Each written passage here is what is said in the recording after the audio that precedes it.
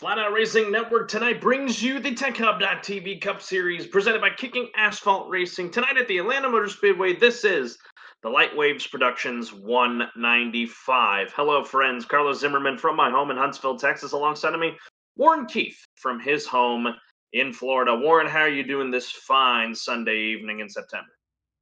Glad it's September, for one. Finally, some cool temperatures hopefully coming down here. But other than that, pretty good. Here in Atlanta, hot Atlanta, one of the oldest circuits on the calendar for the TechHub.tv Cup Series. And it's going to be a slick one out there, Carlos. Yeah, it's always slick at a track like this. I was at a track last night with the Chris Cup guys, Indianapolis, where it was slick. So we're going to just get some more of that tonight. And it's Atlanta, so it's going to be even 10 times slicker than even some people would say the Brickyard could be. So should be a fun one regardless tonight. Folks, J.R. Hager was not in last week. He got the pole tonight as the starting grid is now up. Cameron Hearn, he'll be to his outside in second. Ryan Thomas right behind them in row 2 with Dakota Curtis to his outside. A good starting run for Dakota. And then top 5 rounded out by Mike Tellier, and then Tristan Maher. 7th and 8th, James Kunkel and John Mullins, Dylan Hastings, and Raul Mesa. Round out your top 10. Rest of the grid will scroll at the bottom of your screen. Warren, it is going to be, like you said, pretty slick tonight, but also what's the fuel and tire outlook for these guys? Because Atlanta eats those tires up as the cars roll off.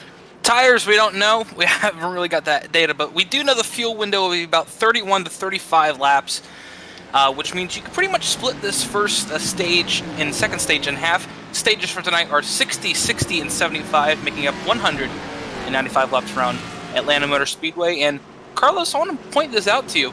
Our front row tonight are 2 drivers from the Butt Kicker Xfinity Series, which is the support series of this, making their debuts in Cup. So we have 2 rising stars from their Xfinity Series making a big noise today on the front row for this Tech Hub TV Cup Series race. Yeah, this is going to be interesting to see how they pan out tonight. The Bush machine there, the 28 of J.R. Hager, laid down a really good time in qualifying, and no one else was really going to touch it. And then Cameron Hearn, an equally good run. Just Hager was the one that had the advantage. So it is going to be fun to see what these Xfinity drivers from the Butt Kicker Series can do with all these Cup guys all around them, as just about everyone else through the field, they are regulars here in the TechHub.tv Cup Series. We're glad you're with us on the Flatout Racing Network. We're ready for 195 laps of action here this evening from the Atlanta Motor Speedway in Hampton, Georgia. J.R. Hager gets us underway, green flag in the air, and we are racing in hot Atlanta, and a pretty fair, even start between the 28 and the 32 as they head to turn number 1.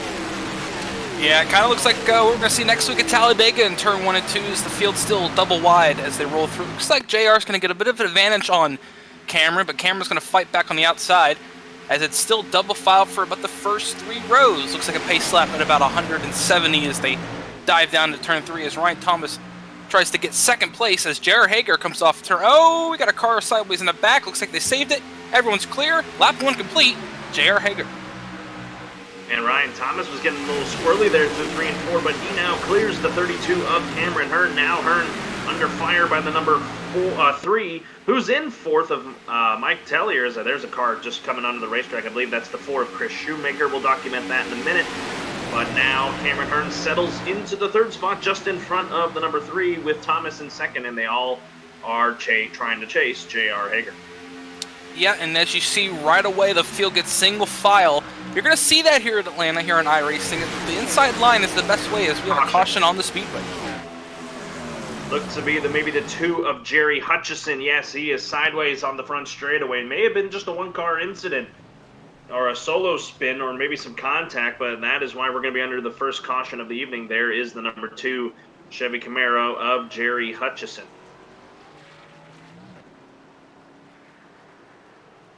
Yeah, and he's with the 21 car, who was actually just a lap ago the car that did get loose on the bottom of the apron in 3 and 4 that I mentioned. So that's 2 bad laps there for the 21 car. I believe that's Cody Jordan. So just not the start of the race and that he wants, as they're ended up on the tow trucks on the quad oval here on lap 2. A lot better than we did last week. Only got a lap in, but here on lap 2 here at Atlanta, we were still under caution. Yeah, well, it wasn't really the 21's fault. The 50 of Ryan Wilson was checking up big time on the bottom of the racetrack when they get down into the cookie cutter portion of the front stretch. And there's just nowhere for the 2 of Jerry Hutchison to go. So it really wasn't the 21's fault. And now the 21, he's got some heavy right side damage as well. So just a chain reaction kind of accident. Bring out caution number 1. Yeah, and, we're going to see if some of these drivers come down pit lane here. We saw a little fake out there by J.R. Hager, but looks like everyone's going to try to stay out. That's the thing with Atlanta is, we see a lot of long green flag runs here, Carlos. But when you try to get that long green flag run going and you have a little bit of caution here, a little caution there, kind of gets irritating because the drivers who can save tires, this is their racetrack. Homestead, it's sort of like that, but here, if you could save tires here, you're going to make up at least a couple tenths of a second on the late end of this run. And I know a couple drivers in this field that can save tires, and cautions like these don't help that cause. Top 10 didn't really change from the start, as free pass is going to belong to the 4 of Chris Shoemaker, so a good break for him. He'll get back on the lead lap, that Mountain Dew Code Red machine. J.R. Hager, the leader. Ryan Thomas, 2nd. Cameron Hearn, 3rd. Mike Tellier, 4th. Dakota Curtis is 5th now. Tristan Maher, 6th. James Kunkel, 7th. John Mullins, 8th. Raul Meza up to 9th. And Dylan Hastings has cracked the top 10 in that number 9 machine. Well, if we take a look back at Homestead last week, we had about 10 cautions, I believe. And yeah, like you briefly mentioned, Warren, we had a caution on lap 1 last week at Homestead. So we got 1 lap further, as you said. Are we really expecting this to be a caution fest, or are we going to be able to see some green flag runs? I think it's going to be glean. Yeah, that's right. A green flag race. The drivers last week understood what happened. They were told in drivers' meeting, let's clean it up, let's get a good race going. So they know what to maybe give each other a little room on the restarts early in this race. And not to mention, the more cars you have in the field, the better. But at least we didn't have a big pileup like we did last week. We had 2 of those. And so far, we're still at 0. That's a good thing. I do want to note here, we did see Chris Shoemaker go by the field. He did not make the start. He started on pit lane. So, like you said, Carlos, that is a huge break for Chris, as he was on the back end of the lead, a lap down, about to go 2 laps down in about 2 laps. So that's a big break for that number 4 car. Still wheeling it around here, folks. We may get the one to green at the line. Not quite sure yet. If that is the case, we go green at lap 8. Still a lot of racing to go. Like Warren mentioned, 60, 60, 75. That's the stage split, so we'll see a caution at lap 60, lap 120, and then all the way. No caution for the checkered flag, of course, but we'll take it all the way to lap 195 for the completion of this race. We're kicking it alone tonight, folks. The lone broadcast for Flatout Racing Network this evening. We've got a lot of good stuff happening throughout the week. Monday Night Racing, they're going tomorrow, so be sure to check out that. And just our regular weekend stuff, Chris Cup Series, the Veterans of Foreign Wars Cup Series, and just other great series that we bring to you.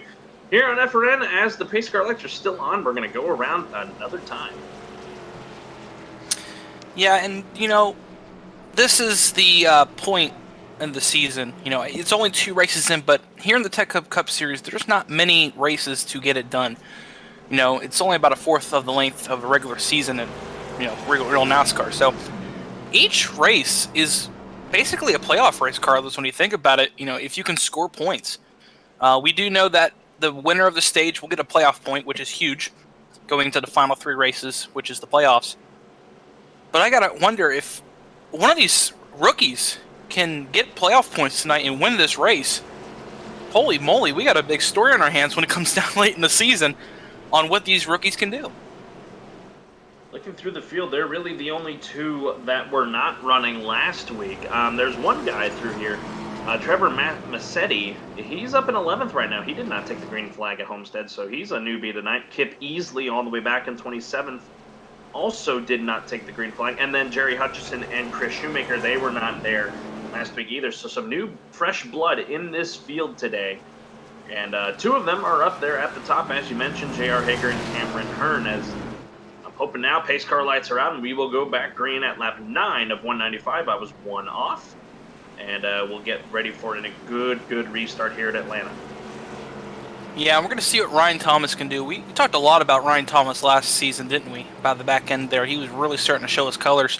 And here he is on the outside. A little bit different number this week for Ryan Thomas, as a lot of teams actually switched a lot of numbers after last week, as some numbers became free. But now he's in a 20 car. He's out there on a Toyota, and we'll see what he can do. And, if you're J.R. Hager, you got to figure that if you're on the inside, you got to watch the tire spin. I know it's only been 2 laps, but Atlanta can cheer up that right rear just enough to get wheel spin even early in this race.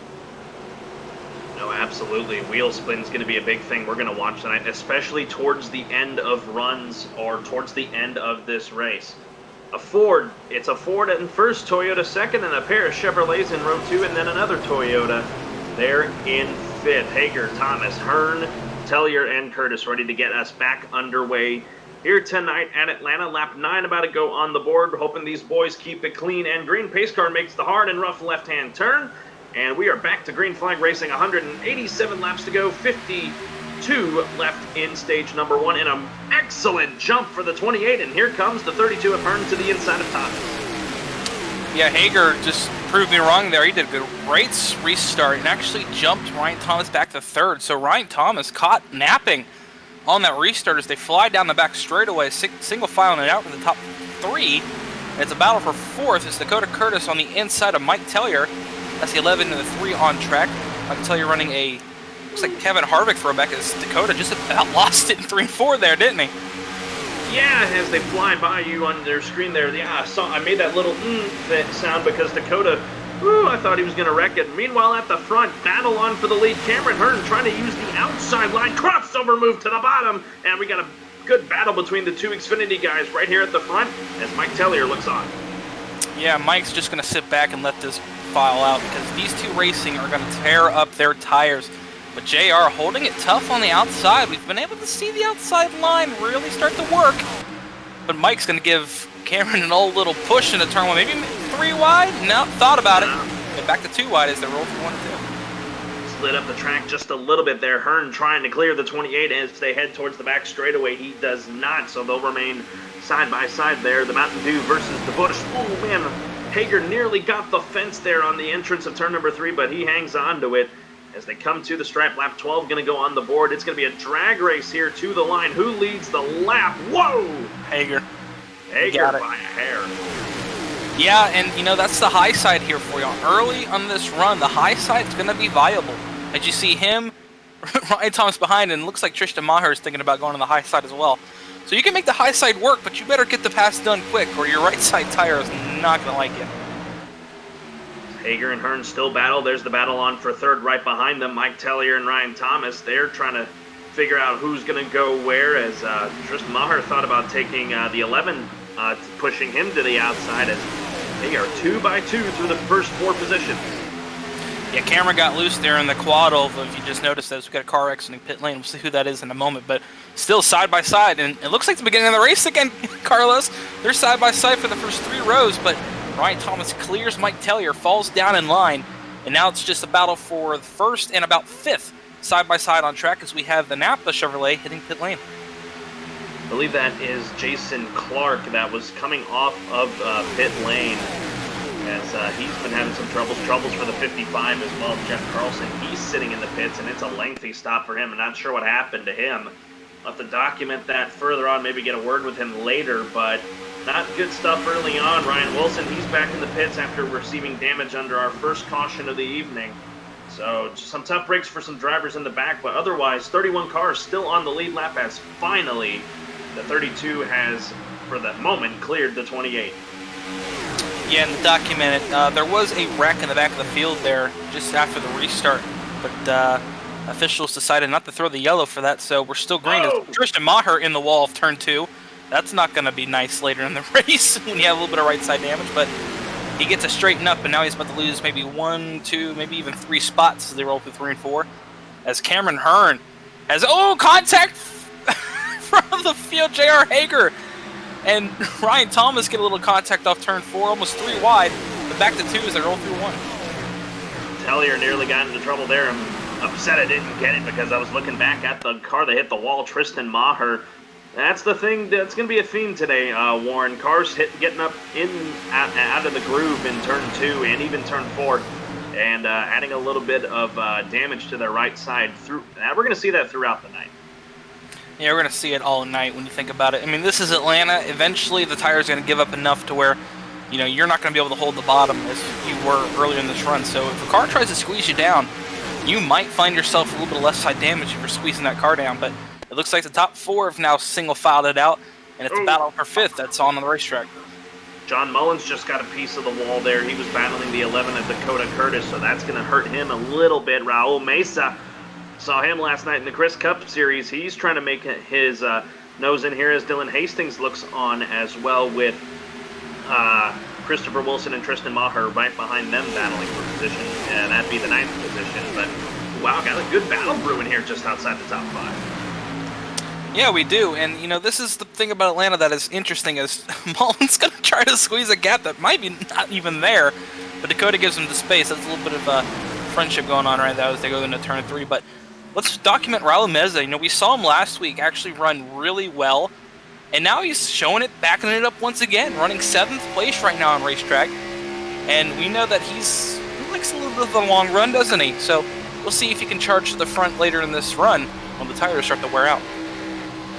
Looks on as you're on board with the Heaven's Best driver, Raul Mesa, as a good run off the corner there by John Mullins might be enough for him to clear the 11, and for the time being he has. Meanwhile, to the inside of Mesa comes the 9 of Dylan Hastings. He's starting to make some moves here as he's trying to take the 7th spot away in that Mountain Dew Chevy. Yeah, Dylan just got a good run off turn 2 on Raul there. He ran the high side, came off his, a little bit of quarter panel there. No?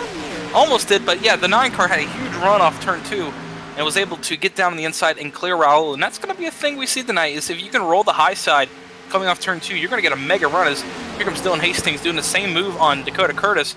Easily gets by him in turn 3. The 9 car showing a little bit of muscle midway through this run. Oh, really tight battling for that second spot. Mike Tillier nearly came up and got into the left side of the 20 of Ryan Thomas. That battle's going to continue more than likely here in there, but now it's going to turn into a battle of third as J.R. Hager got a good run there on the high side on the exit, or the entrance of turn number 1 and into 2. So move the 28 up into the third spot. Man, that didn't really... Oh, car spinning back there. It's Dakota Curtis. No caution as of yet. Still green. Sitting on the apron. Lots of damage on the front end. I saw him just spinning back there, and oh my goodness, and there's the yellow. Yeah, it looks hot. Oh no. Again. Something might be broke on that 11. Yeah, that's, we were just documenting how good of a run he had, and, I don't know, he came up on the backstretch. I think he was trying to defend the same move John Mullins had on him a couple laps ago, and just squeezed up and made contact with Raul. I'll have to see it again, but that's preliminary of what happened there. Finally gets it going, and now probably going to try and bring it down into the pits to repair that damage. Just big time trouble for the 11. He was just struggling there. As actually he's going to keep it on the racetrack for now as pits are closed. We'll go back, take a look what happened to bring out our second caution of the evening here on lap 22 of 195.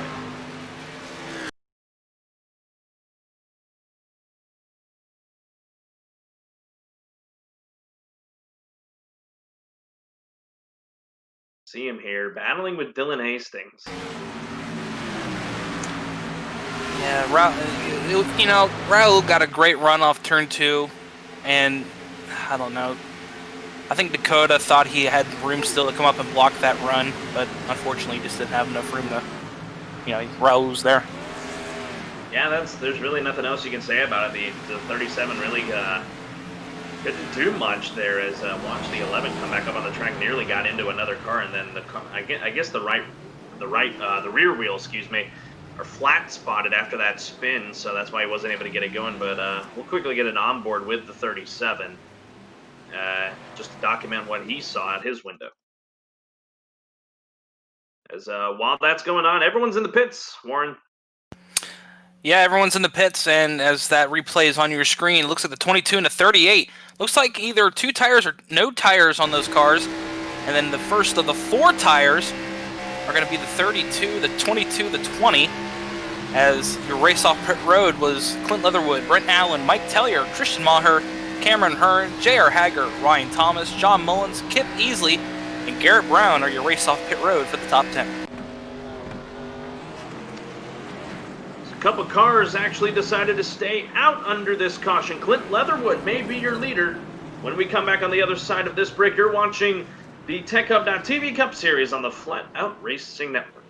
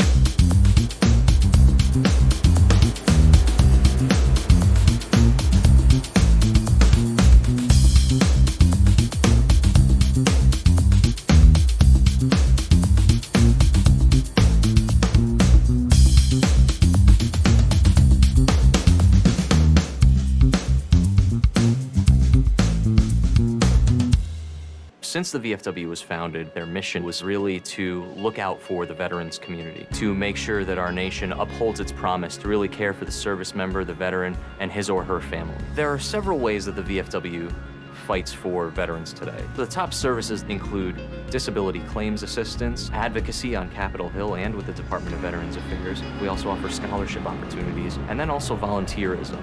For me personally, when I came back from Iraq, my life experience was drastically different from those around me, and the veterans of foreign wars really spoke to me. The reason I would encourage veterans who have served overseas today to join the VFW is because this is your organization. The VFW is for veterans. Every generation, a new generation of leaders steps up in the veterans of foreign wars and fights for the veterans community. The Veterans of Foreign Wars. No one does more for veterans. For more information on the VFW, go to ahctv.com/sacrifice.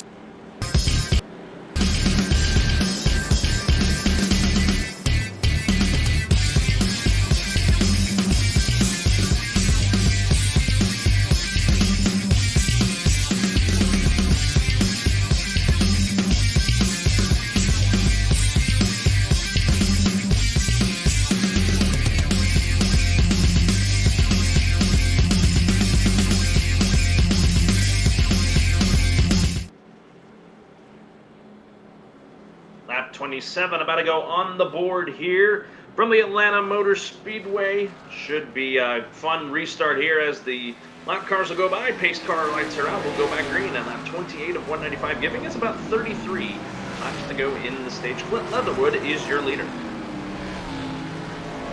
Yeah, it's going to be interesting to see what Clint does here, because we saw, well, maybe we saw it on, I don't really know, I'm not on the control of the cameras, but he did come off pit lane well ahead of the field. So maybe only fuel only on that car, and possibly 2 tires on the 3 and the 17. We'll have to document that later, but they came out just after the 22 and ahead of everyone on 4. So theoretically, your first car on 4 tires is the 32 of Cameron Hearn and the 28 of J.R. Hager. It's going to be about row 2 and 3 on your screen as the pace car gets into turn 3. First caution of the day, or second caution of the day, I should say. And that's been pretty good, Carlos, when you think about it. Only 2 cautions, only single car incidents each one, so... Yeah.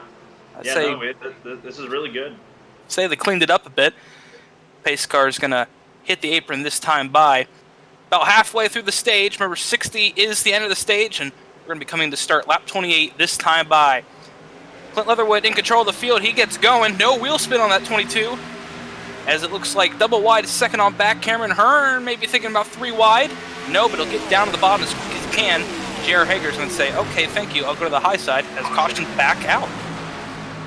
Trying to look through here who it could have possibly been. Man, Hager was really loose as they're trying to back it down. I believe it may have been once again the 2 of Jerry Hutchison, and it is. Also, car really slow up against the wall. That's the lap down machine of Jason Clark. Yeah, that was... Oof. Looking back here, that was not a good restart by the rest of the field. And the... Oh... That's unfortunate. So, the 8 car had a great run on the high side, too. I don't think saw him, came up to block him, and, well, they hooked each other into the outside wall there, Carlos. Yeah, you'll see it here. As they're rolling here through 3 and 4, it'll be a little bit before it gets to it. The 8 got a really good run on the restart there. And him being on the outside, it's not going to penalize him, especially because he's last on the racetrack and on the scoring. In 34th, 4 laps down. This is all going to just send him more laps down as the Napa machine got a really good jump. The 2 checked up, and the 00 had to get out and dodge. And, well, the 8 kind of got the wall and came down. The 2 was coming up. Oh, wow, John Mullins also got a chunk of that as well. He was up in the top 5 before the previous caution. So really with that wreck, just from my eyes as a broadcaster, it was just pretty much a racing deal, or a restart deal, if you will. Yeah, I didn't see that wall hit, but you did document that right. He did hit the wall there, as my camera angle up here in the booth isn't. I can't really see over that front stretch wall very well, so I didn't see him hit that wall, but changed the camera angles here in the booth, and indeed he did. So yeah, I guess you can put the blame on the 8 there, but yeah, no need for on the restart, not even in turn 1 for incidents like that. I guess Matt didn't really get you a good spot on the racetrack to get good angles. Oh man, yeah, I have my spotter angles. That's what I do in my spare time is I spot. So each track I have a spotter angle, and that's usually what I use. But here in Atlanta, it's like at Darlington. That front stretch wall is just a bit taller than the side of the car, and sometimes you don't even see him hit the wall. Ah, I see. Clint Leatherwood, he remains out in front, and really not much changed in the top 5. Tristan Maher, although, moved up to 2nd. Mike Tellier 3rd, Cameron Hearn 4th, and then J.R. Hager in 5th. So really didn't really much change because we got maybe half, or not even that, a quarter of a lap in before the yellow came back out. Yeah, we barely even got off turn 2, so the field really didn't change much, but it did show me that Cameron Hearn is not afraid to play. I thought he was going to make it 3 wide for 2nd place, but, you know, big brain for prevails there. He went back to the inside and just stayed in line, so good on him. He didn't make it 3 wide this early in the run, but yeah, he knows he's got 4 tires compared to the people ahead of him that might not have new tires on their car, so you watch that 32 be aggressive here on this next restart. And folks, if you're just joining us, you are watching the TechHub.tv Cup Series race from Atlanta, the Light Waves Productions 195 here on the Flatout Racing Network. Carlos Zimmerman, Warren Keith bringing you the action tonight from Hampton, Georgia. Clint Leatherwood out in front right now, gambled on that pit stop, and with how quickly the cautions were back-to-back, this really is going to really benefit him in a sense. We are just about halfway through this first stage tonight. Lap 60 will be the end of this first one. Lap 120 will be the end of the second stage, and then the final stage of 75 laps will take us all the way to the end of this one tonight. Yeah, these back-to-back cautions might help him. You're right. They might. Because, one, it's going to help him not fall back as far as he might have if he had these more green flag laps on the run. So if he can catch a couple more quickie yellows, that's going to really benefit that 22. Have him save a set of tires that maybe some other drivers don't have. And, if there's a late race caution, Carlos, and everyone's used their sets and he hasn't, that is going to be a absolute Harvard call on top of the box there for the 22 Clint Leatherwood. So we'll see how that works out. But right now, him not having that fresh set of tires is going to hurt him in the short run. We'll see how it affects him later on in this race. Pace car lights are still on. We're expecting probably to go green at lap 35 of 195. That'll put us at about 161 laps to go. 26 left in the stage. From what we've seen so far, Warren, here at lap 32, who has really been the class of the field in your eyes? Class of the field right now has got to be your top 10. I mean, the whole top 10. They've just been fantastic. And, Clint wasn't really the top car going into that last caution, but if he can show me that he has the speed, I might consider him as well. But if you really want to put it down to about 2 or 3 cars, it's got to be Cameron Hearn, J.R. Hager, and Ryan Thomas. They have just been the 3 cars that have really shown speed in the first part of this race. And not putting credit to Mike Tellier, but Mike Tellier right now is on the back burner of this if he took 2 tires. So those 3 cars, the 32, 28, and 20, those are my 3 to watch in stage 1 as they try to go for a playoff point as the lights are out on the pace car. Lucky dog under this caution was Dakota Curtis, so this benefited him very well being involved in our second caution of the evening just a bit ago. So he'll be back on the lead lap in 31st. Top 10, Clint Leatherwood, Tristan Maher, Mike Tellier, Cameron Hearn, and J.R. Hager, and then Ryan Thomas, Garrett Brown, Christopher Wilson, Dylan Hastings, and David Durant makes an appearance in the top 10 at 10th. Yep, the field's all double filed up, and this is an interesting point because if a couple drivers came down pit lane in the back of the field here, which they might have, I didn't really look, slapped me on the wrist for that, being a bad broadcaster, but they might have. That's going to put them easily into the stage to make this. Everyone should be able to make it now to the end of the stage after pitting on lap 24 of the stage after this caution, but you never know if 1 or 2 drivers might have to pit for fuel later in this stage. Clint Leatherwood hopes to have a great and equal restart that he did last time, hoping not to spin the tires this time. Lap 34 about to go on the board, giving us 27 laps to go in the stage. Will Maher get a good jump there in that Steve Park-esque Chevy Camaro number 17? Pace car is in. Here we go. Leatherwood, another good jump there. Looks like the 17 was caught napping that time as here comes Tellier. Green flag back in the air. Move the 3 to second and big time move onto the 32 of Cameron Ernest. He's going for third. Yeah, Cameron knows that he has fresh tires. He's going to go for it, and Tristan Maher not even going to fight with the drivers on fresher tires behind him, as it looks like they might have taken 2 tires as Tristan falling back like a rock. But battle for the lead is on. Clint Leatherwood on those older tires, not going to be able to fight against 2 or neither even 4. J.R. Hager with a huge dive bomb on the high side, and he's going to go for the lead off turn 4. He's got a huge head of momentum, and he might get Clint Leatherwood by turn 1, so top 2 is 22 and 28, and the 28 car is going to get the lead in turn 1. What a run by the 28 there. That shocked me when he had such a good run through 3 and 4, carrying all that speed. Oh, 22 in the wall. Into the fence. Oh, he's lucky. He's lucky there wasn't no one behind him, or that could have been a huge wreck. But right now, J.R. Hager is saying, all right, guys, you guys run for 2nd, 3rd, 4th, and 5th, and I'm just going to check out.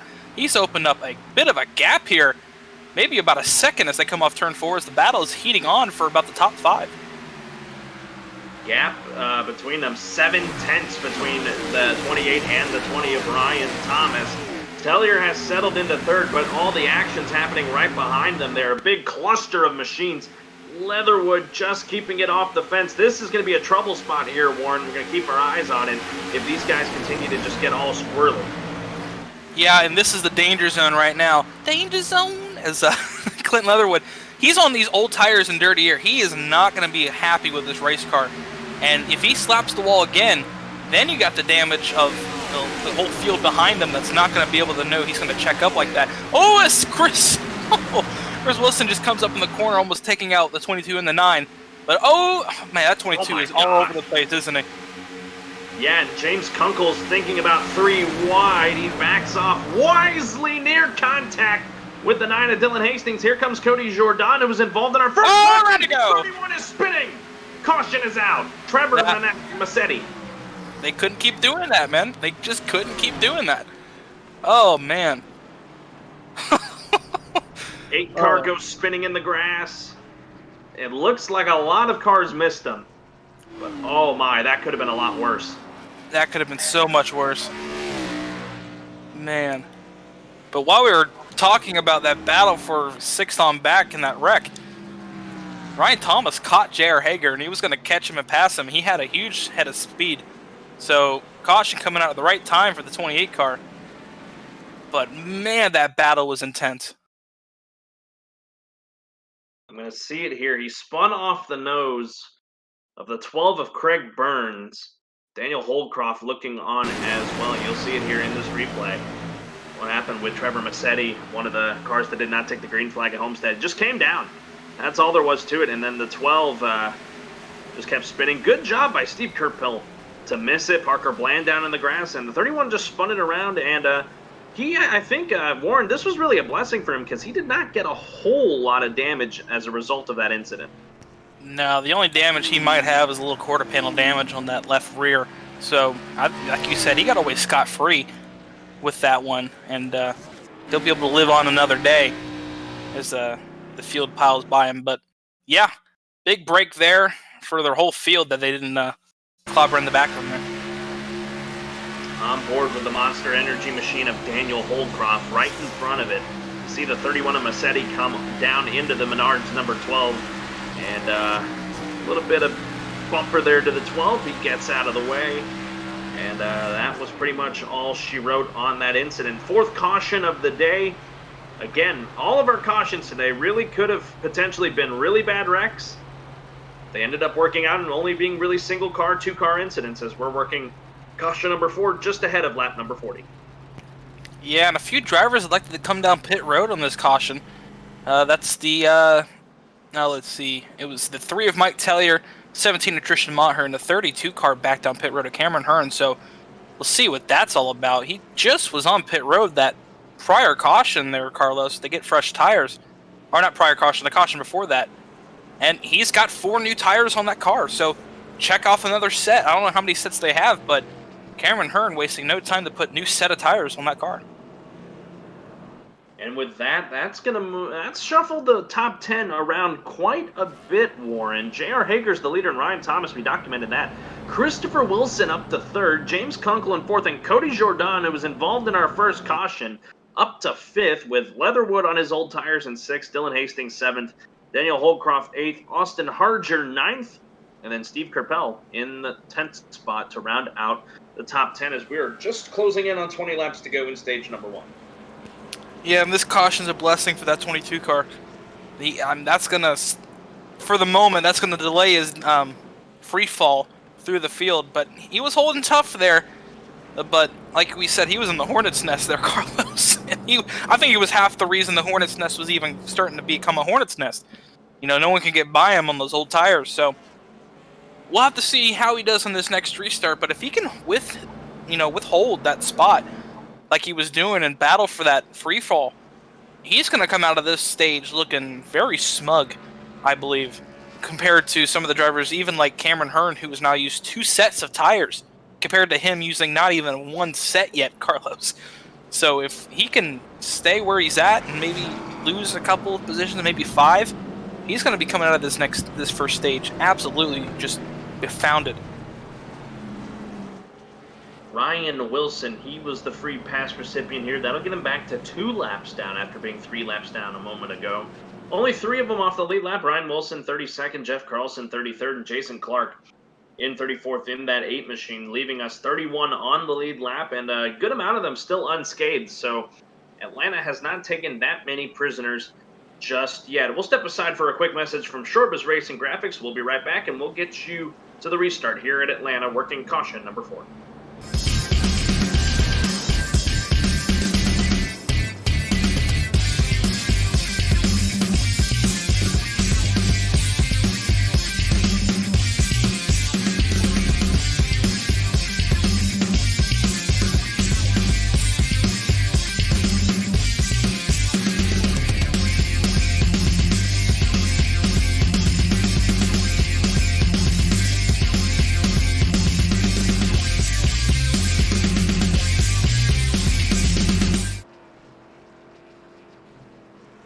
Pace car lights are out. We're going to go back green. Lap 42 of 195 on the board. We'll go green at 43, giving us 18 laps to go in stage number 1. Warren, are they going to calm down a little bit here? And let's see if they can run it out to the stage, or is the aggression level still going to be up?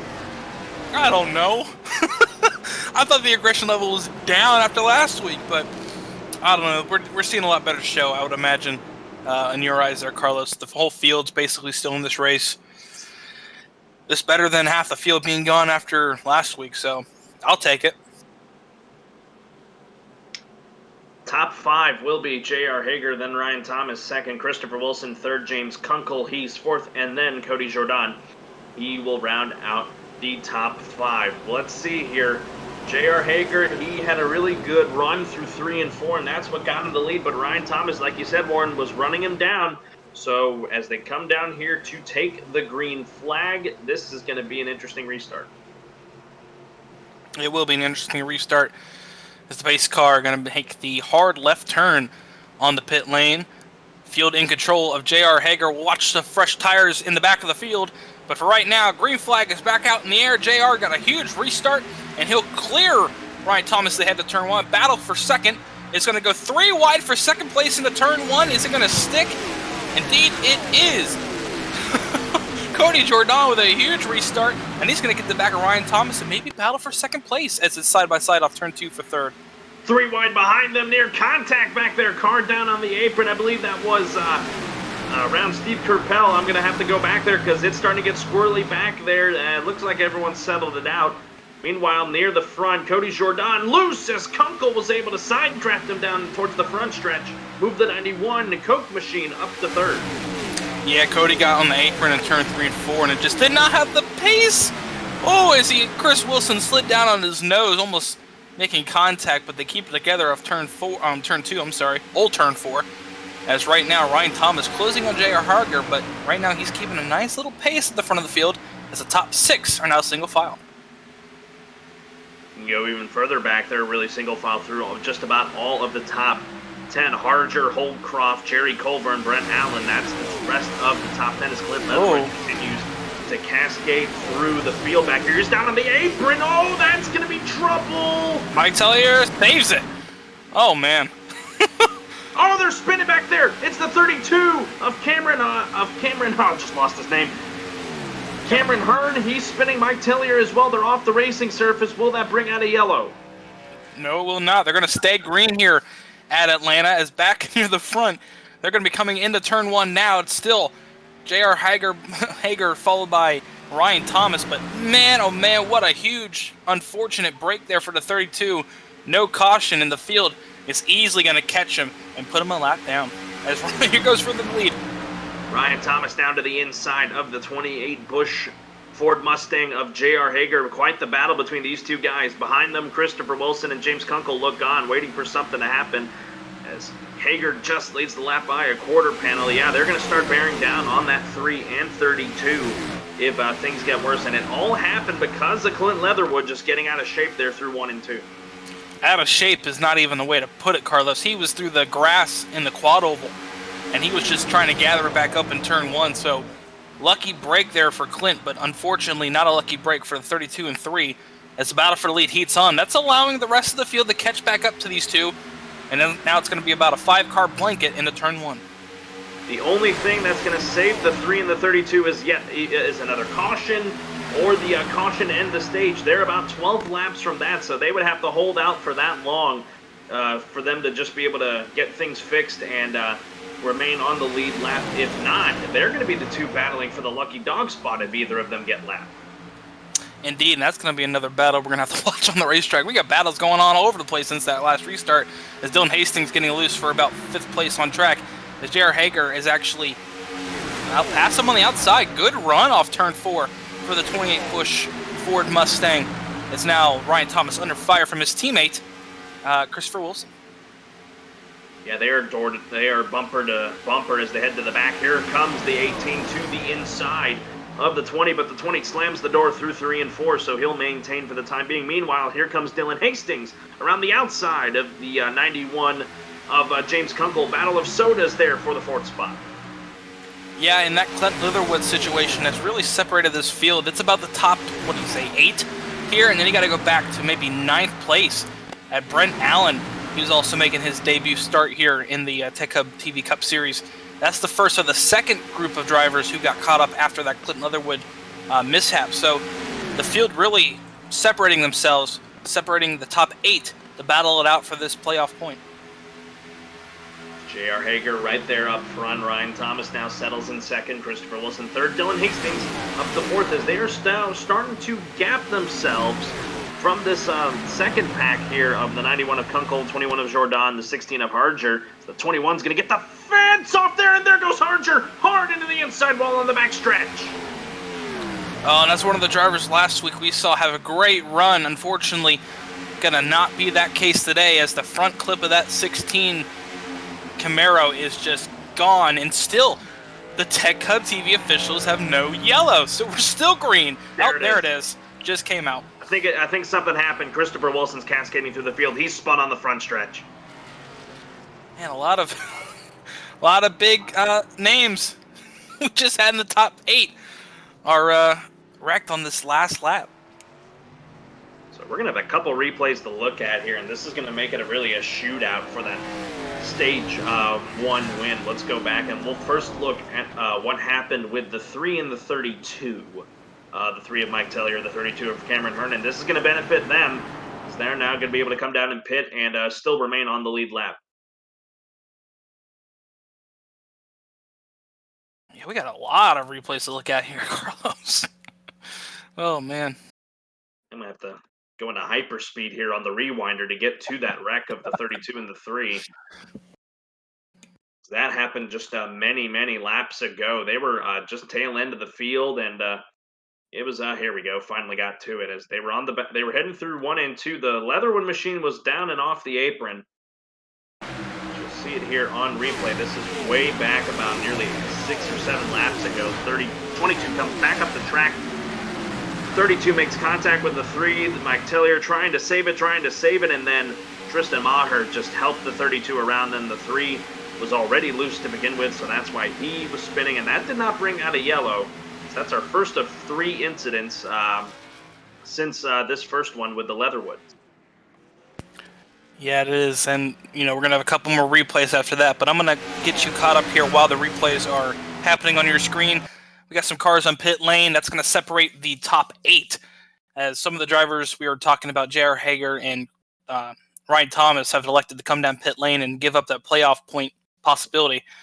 So we're going to see some of the front runners maybe stay out at the end of the stage, but that puts a whole new perspective on who's going to get that playoff point.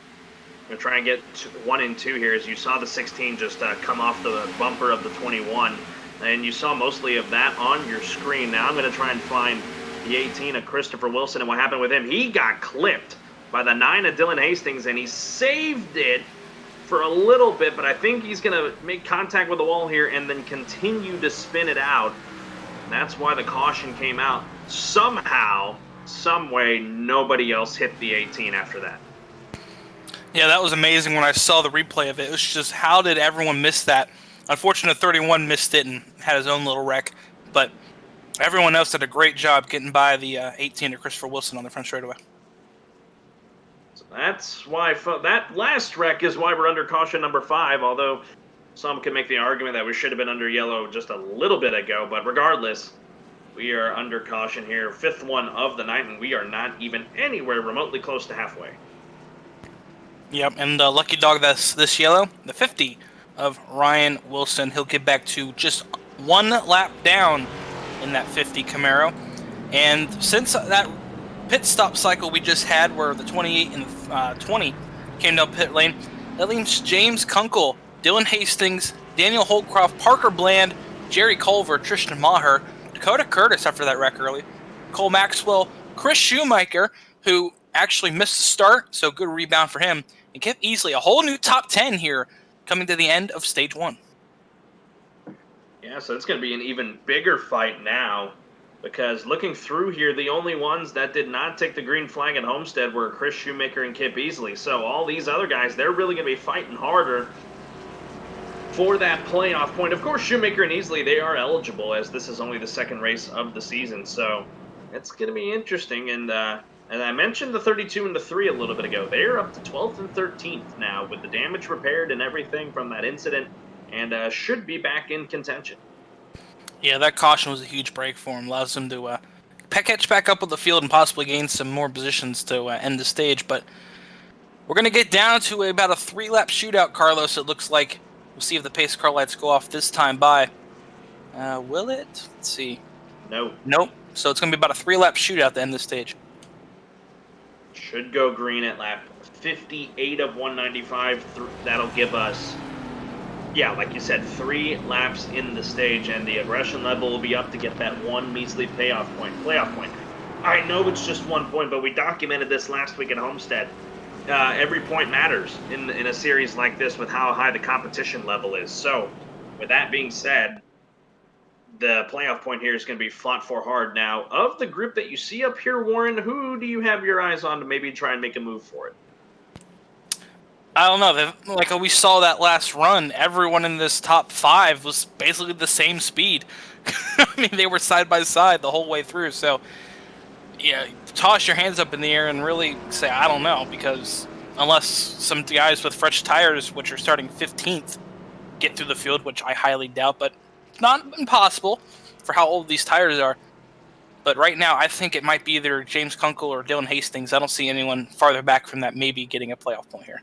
Well, I'm making the counter argument here. That 26 of Daniel Holcroft, he has got some speed in that 26 purple pinkish Monster Energy Toyota there. Watch him to try and maybe make some noise here in these final 3 laps of stage number 1. As pace car lights are on, we will go green at lap 58 of 195, 3 laps in the stage. Parker Bland, he's 4th, Jerry Culver 5th, Tristan Maher 6th, Dakota Curtis 7th, Cole Maxwell 8th, Chris Shoemaker 9th, and Kip Easley 10th. Yeah, so everyone double filing up, and the first car with fresh tires will be 15th.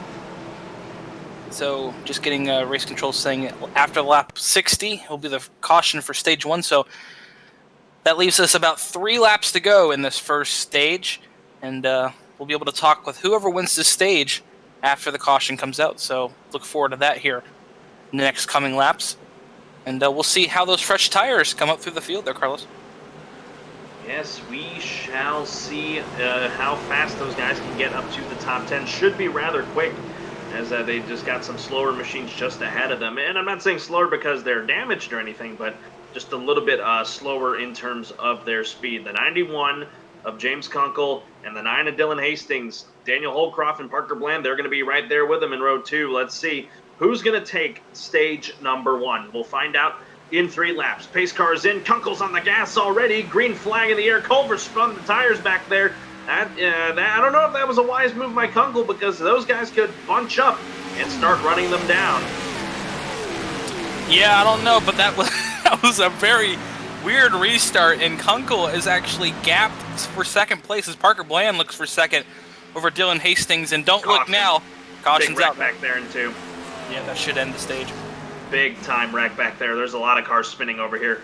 The 2 again of Jerry Hutchison, he's back here. The 16 of Austin Harger, Craig Burns I saw back there as well. That should end the stage, and that'll hand the stage win to James Kunkel. Yeah, that's aggression there from the 20. That's on the 20. I'm sorry, but that's on the 20 car. Oh, he tried to make it 3 wide in turn 1. He's got those fresh tires, and he tried to make it 3 wide too late. Clips the 4 car, but I don't know, that might be netcode as well. It's a rough call to make. Quickly look at the replay before we get Kunkel in here when the stage comes to an end. Watching the 20 of Ryan Thomas here as they were heading through 1 and 2. Yeah, made that 3 wide move right there at the start. And it's not like he could have gone anywhere else. He just got a really good run. And he's going to make, the 4 got loose there as I'm going to try and catch him here, Chris Shoemaker. That started the chain reaction. Then there's the 24 of David Duran spinning up into the field. Just a whole big mess there in turn 3. We're going to have to take another look at this, obviously. Oh, my goodness, that's probably our biggest wreck of the night, about 4, 5, 6 cars.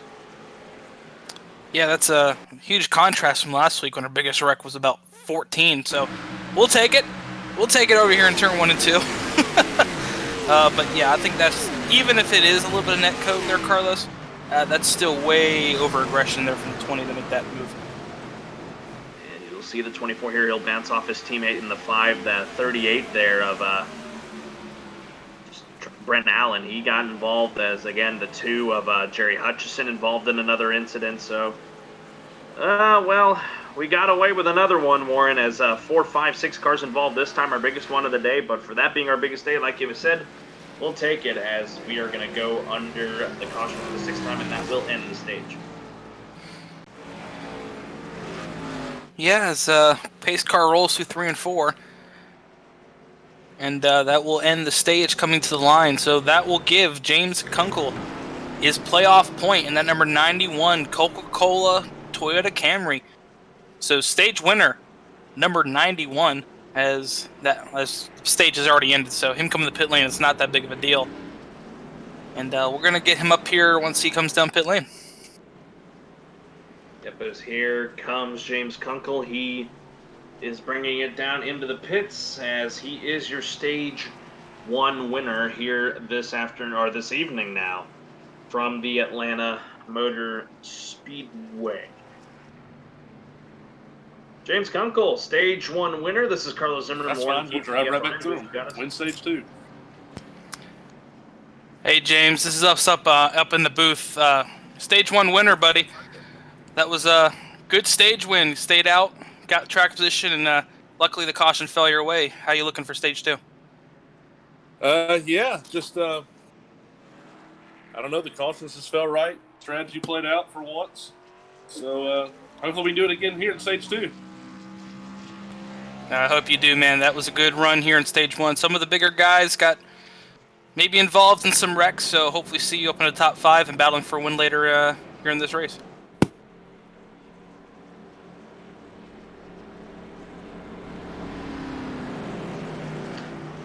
Was James Kunkel in the 91, your stage 1 winner. He pits, so he surrenders the lead over to the 9 of Dylan Hastings. And I'll tell you, Warren, Dylan has shown some good speed here through the first opening portion of this race.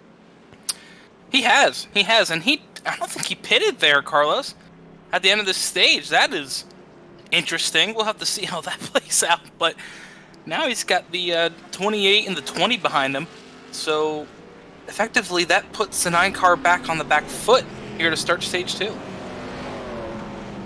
It's gonna be, folks. If the first 62 laps have been any showing of how this race is gonna be, that you're in for a lot more. Still a lot of action still to go tonight. Dylan Hastings, he's your leader. We'll step aside. We'll go side by side. We'll bring you back right at the restart. You're watching the TechHub.tv Cup Series on the Flatout Racing Network.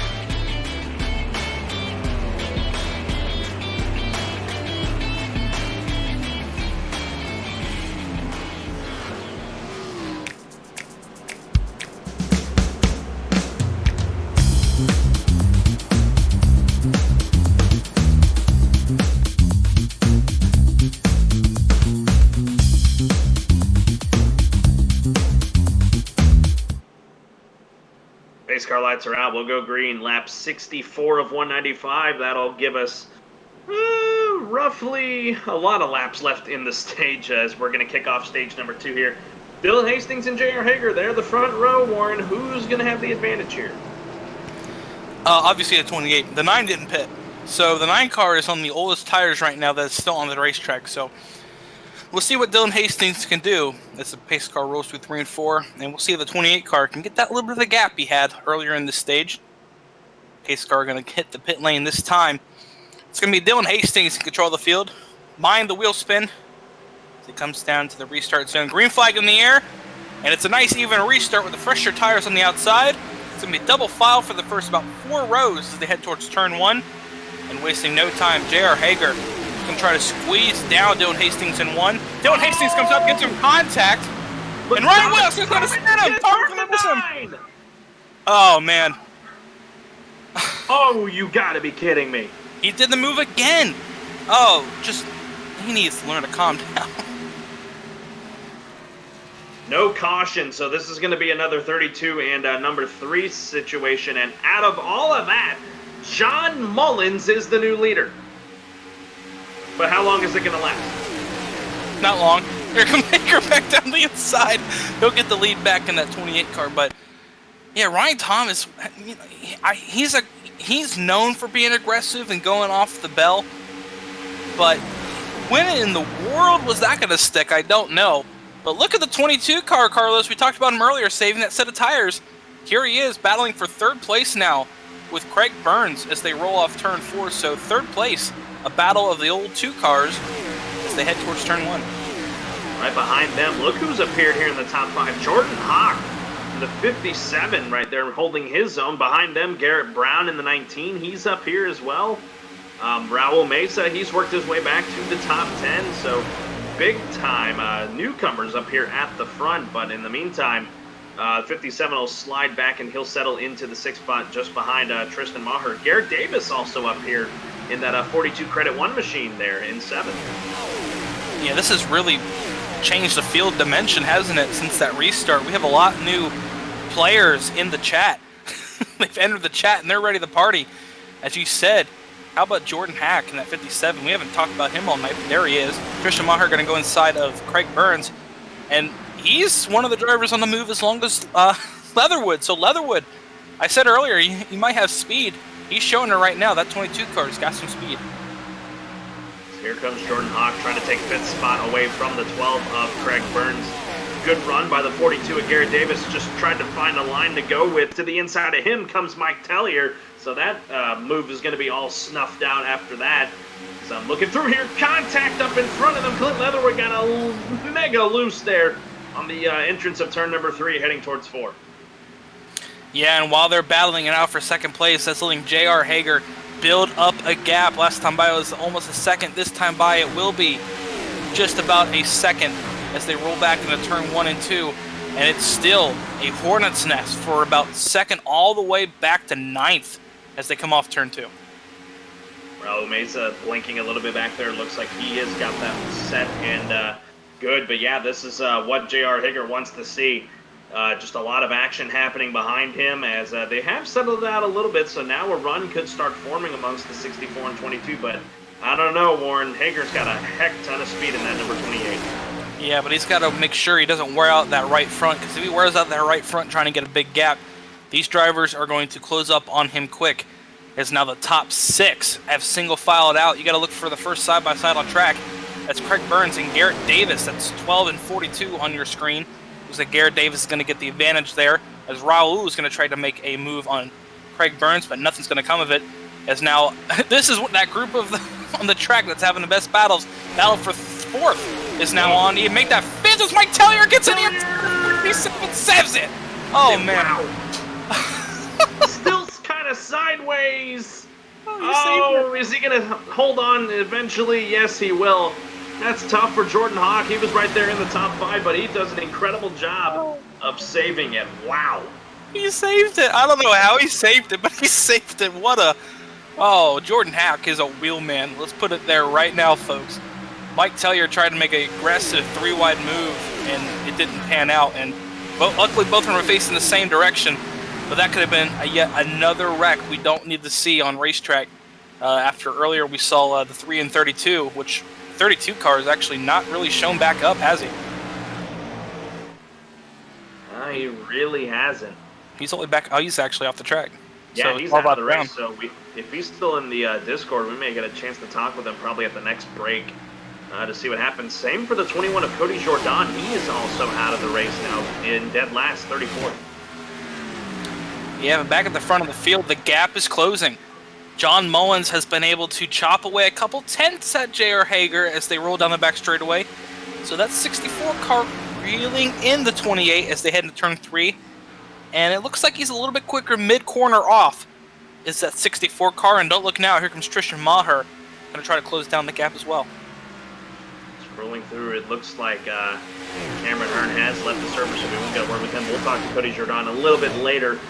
Looking at the front, John Mullins, he is cutting that lead down pretty quickly. He's got it down to 5/10 as they're finally all single file throughout our top 10, as that is all you can see on your screen.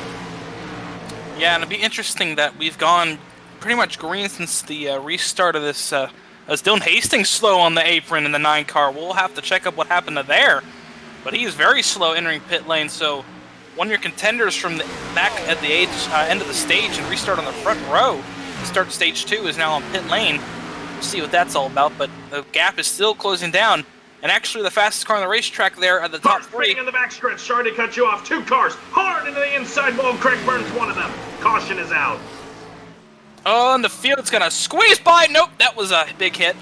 I don't know who hit Garrett Davis there, but that was a huge hit, and that's going to end Davis's night. The 91 of James Kunkel, our stage winner, involved. Oh, Trying man. to look through as well who that also could have been. May have been the 27 of Kip Easley.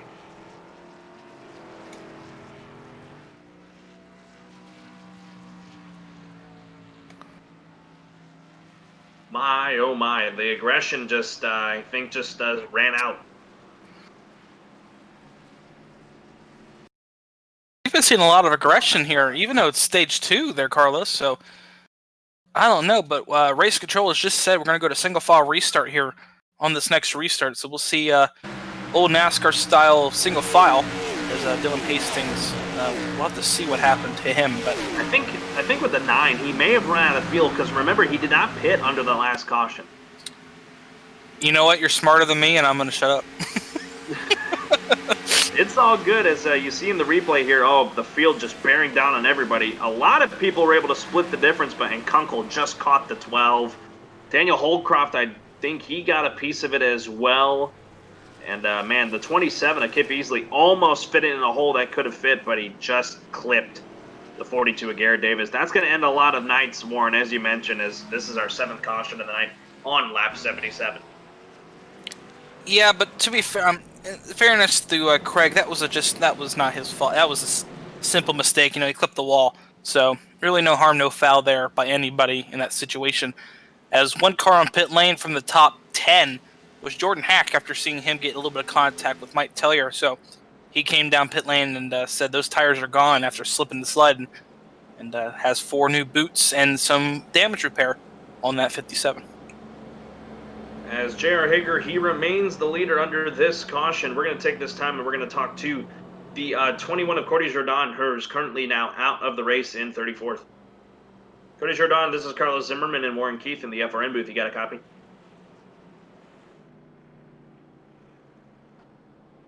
Try it one more time. Cody Jordan, this is Carlos Zimmerman and Warren Keith in the FRN booth. You got a copy? Looks like he may have stepped away from that being him being out of the race. So put him back in his room there. Try again maybe later. I don't know. But either way, he's out of the race. 34th. Cameron Hearn out of the server in 33rd. Tough break for the 32, Warren. He was running pretty good. One of the butt kicker Xfinity drivers. Yeah, one of the butt kicker Xfinity drivers who's making his start this weekend. His first start in Cup. So, and that's one of those learning curves, in the Cup Series. It's not the Xfinity Series, where he absolutely dominated. He actually lapped the whole field at Homestead en route to one of his wins. So, it's a whole other beast up here in the Cup Series, and sometimes you end up in the tow truck instead of victory lane. I believe the lucky dog under this caution is going to be the 48 of Cole Maxwell. He'll be restarting in the 27th position. Ryan Wilson got the lucky dog a little bit ago. He's worked his way up to 23rd, a guy who was 3 laps down at one point and is back on the lead lap, as the 28 is up there around the pace car. He was actually making real contact with him, doing his best impersonation of Tony Stewart with that one. So he's trying to. I think he's in a hurry, a little bit of a hurry. He better be in a hurry, because before that caution came out, John Mullins and Tristan Maher were reeling him in quite nicely. Maybe half a tenth a lap. So, we saw him level off there from that nice restart he had and gap the field. So, we'll have to see on this restart just what happened, as we're not even, I don't think, halfway through the stage yet. So, we'll have to see exactly what goes on. And that still means we're going to see some green flag pit stops, Carlos, if no one's pitted yet. Yeah, the green flag pit stops, something we really haven't seen tonight because we've had such short green flag runs. So, we'll see, Warren. It's going to be interesting here as the 28 gets onto the apron there a little bit. I was thinking, you can't be saving this early. Oh, sure you can. Sure you can. You can be saving. You could save whenever you want, Carlos. Honestly, I save whenever I can. Just because you never know when you might get a green flag running, you might be able to save a little bit and extend that green flag out. So you can always save whenever you can.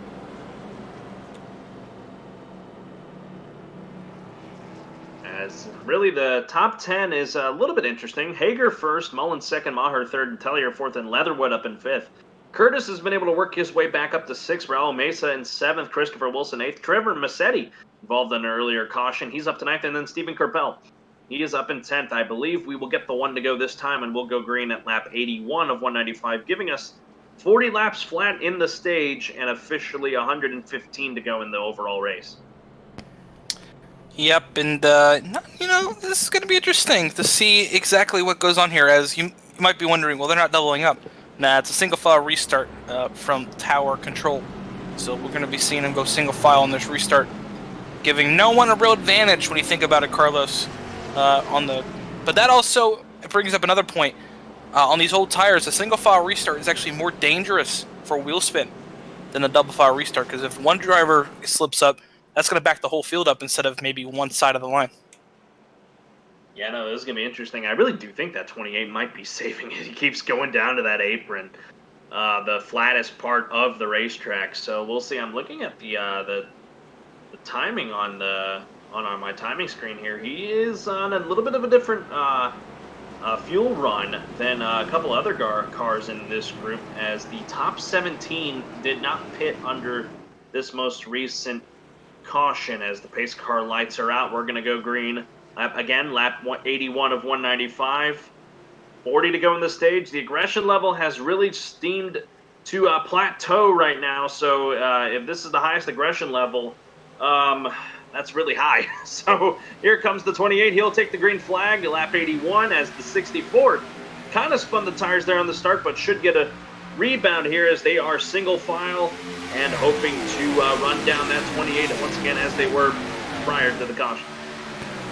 Yeah, JR got a good restart there, didn't he? As he fired off turn 2, they come, and it looks like Tristan Maher and it looks like Mike Tellier. Mike Tellier with a nice rebound after being involved in that spin with Cameron Hearn earlier in the race. So put the 3 car back in the top 5 for the first time since stage 1.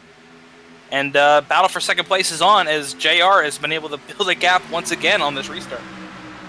Here comes the 17 of Tristan Maher. He's looking to bring the 3 of Mike Tellier with him. They get to the inside of John Mullins.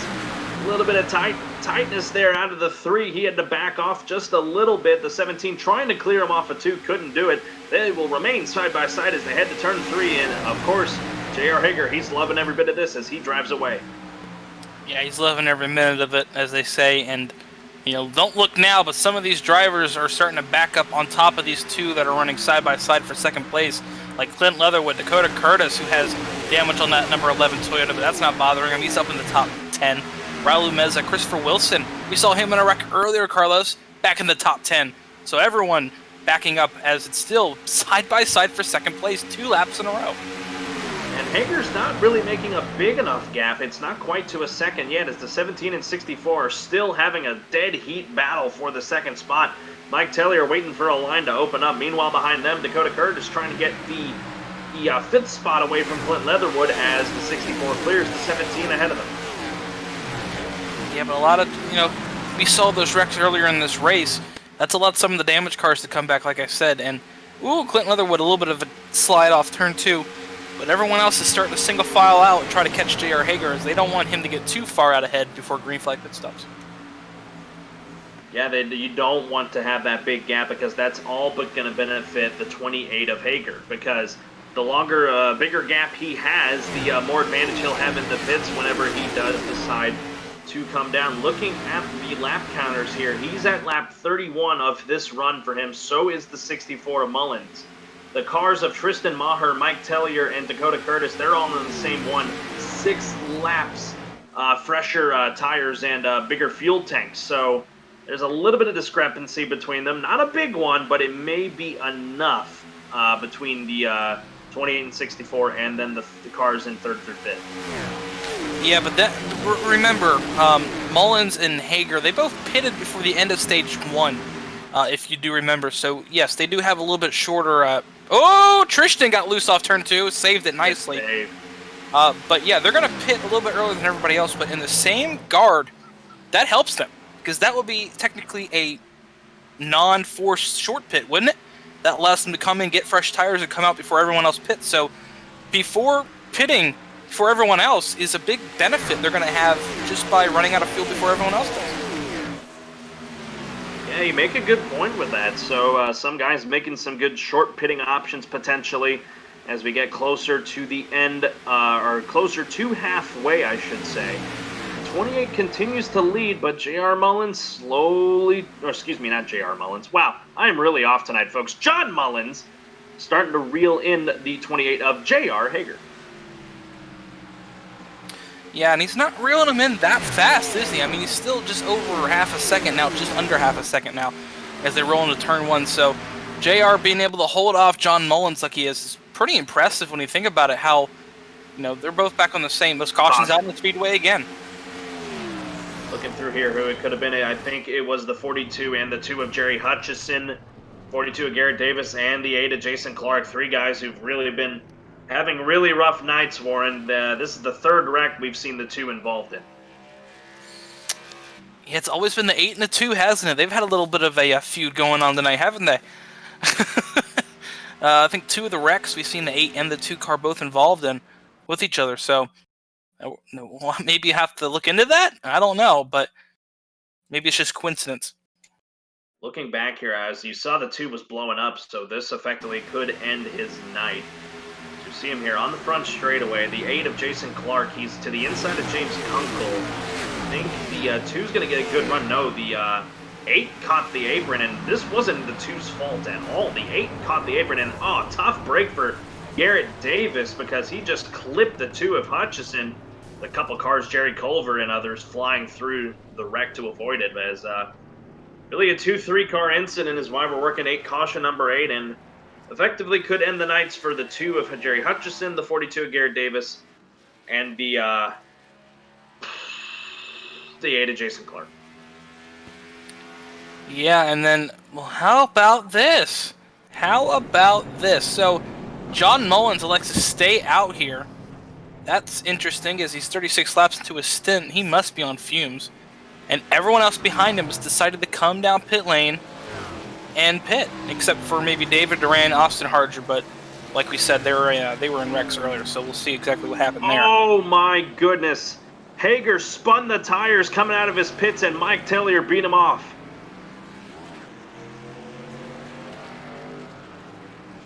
He did, didn't he? Wow. Yeah. I don't know what the 28 was thinking, because he was just locking him up, burning the tires coming out of the pits, and the 3 of Mike Tellier, who was already rolling off the pits, he beat him out, and that's going to put the 9 up to the 3 up to 9th, and the 28 back to 10th as 8 cars stay down under this yellow.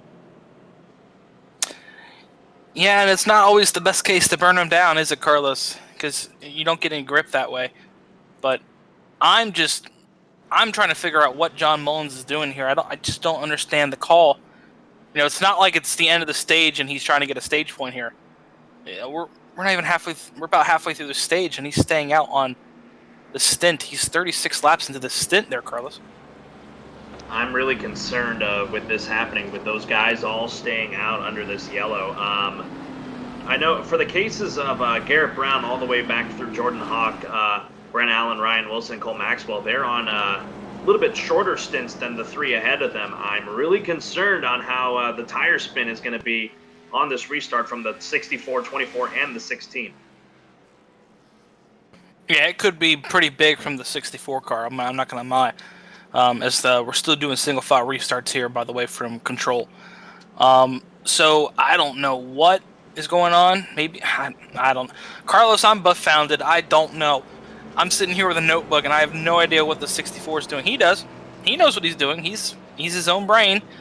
You know, we'll probably sit back here later in this race with him in victory lane, telling us, well, you know, why didn't you think of that? I don't know. I'm not that smart.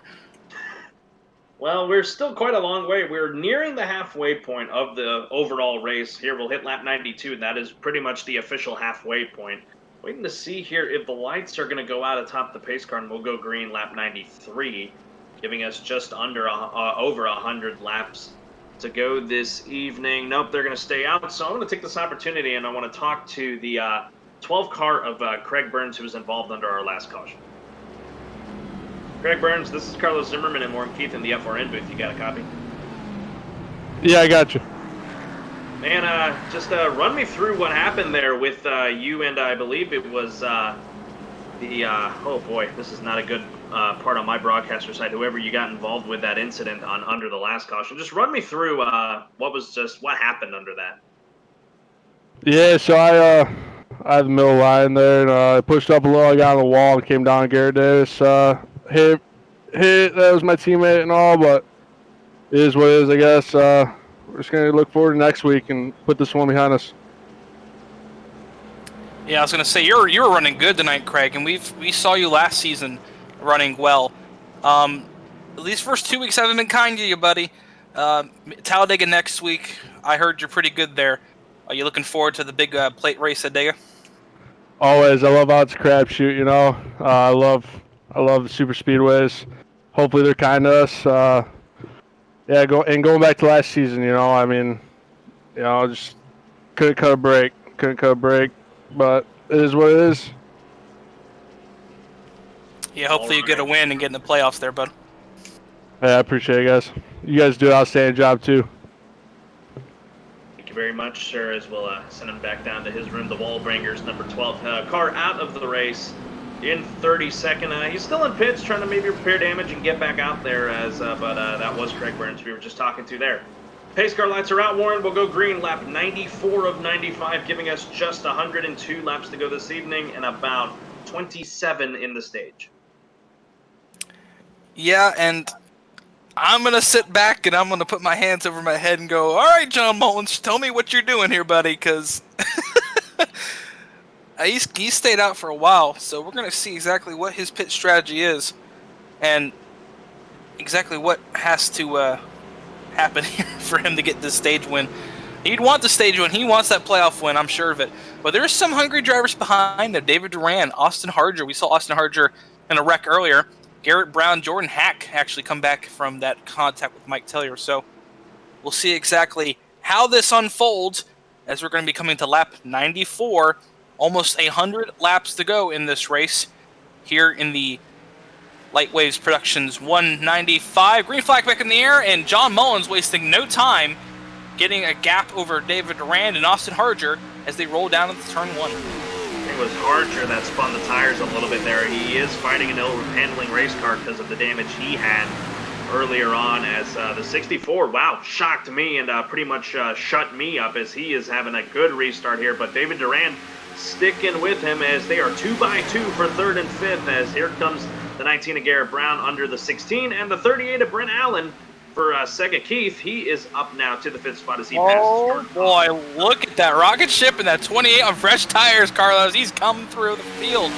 And that's the fresh tires here. It's just like you saw at Homestead or at Darlington. Fresh tires here are just really OP. And he's going to be flying through the field. He's up behind Mike Tellier as that's the battle for 5th, 6th, 7th, and 8th on your screen. As they roll down in 3, and Mike Tellier going to make a 3-wide contact with 38 again. 38! 3 sideways! They're all sideways! Are they going to save it? Yes, they will! Oh my gosh. What is the aggression levels tonight, Carlos? Why? Oh man. And at 100 laps to go, just past the halfway point, what a save by both the 38 and 3. And it didn't really kill them too much. They're still hanging in the top 10. 38 still a little squirrely. A couple cars trying to get out of the way as out of all that. Out of all that happening behind us, Garrett Brown's taking over the race lead from John Mullins as we're going to look there in a minute because they're 3 wide back here. This is going to get really bad. This is going to be really bad. Mesa's around, caution. Oh, no. Big one. Oh, and the 38 got spun out for the caution flag. Oh my goodness gracious. And they're still piling in turn 1. Here it is. Here's the big one. 2 weeks in a row, fellas. And we're not even at Talladega next week yet, so. Oh boy. Goodness.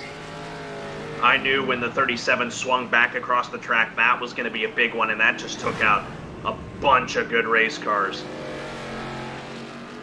Yeah, and there's a secondary wreck after that. The 16 hooked the 38 down.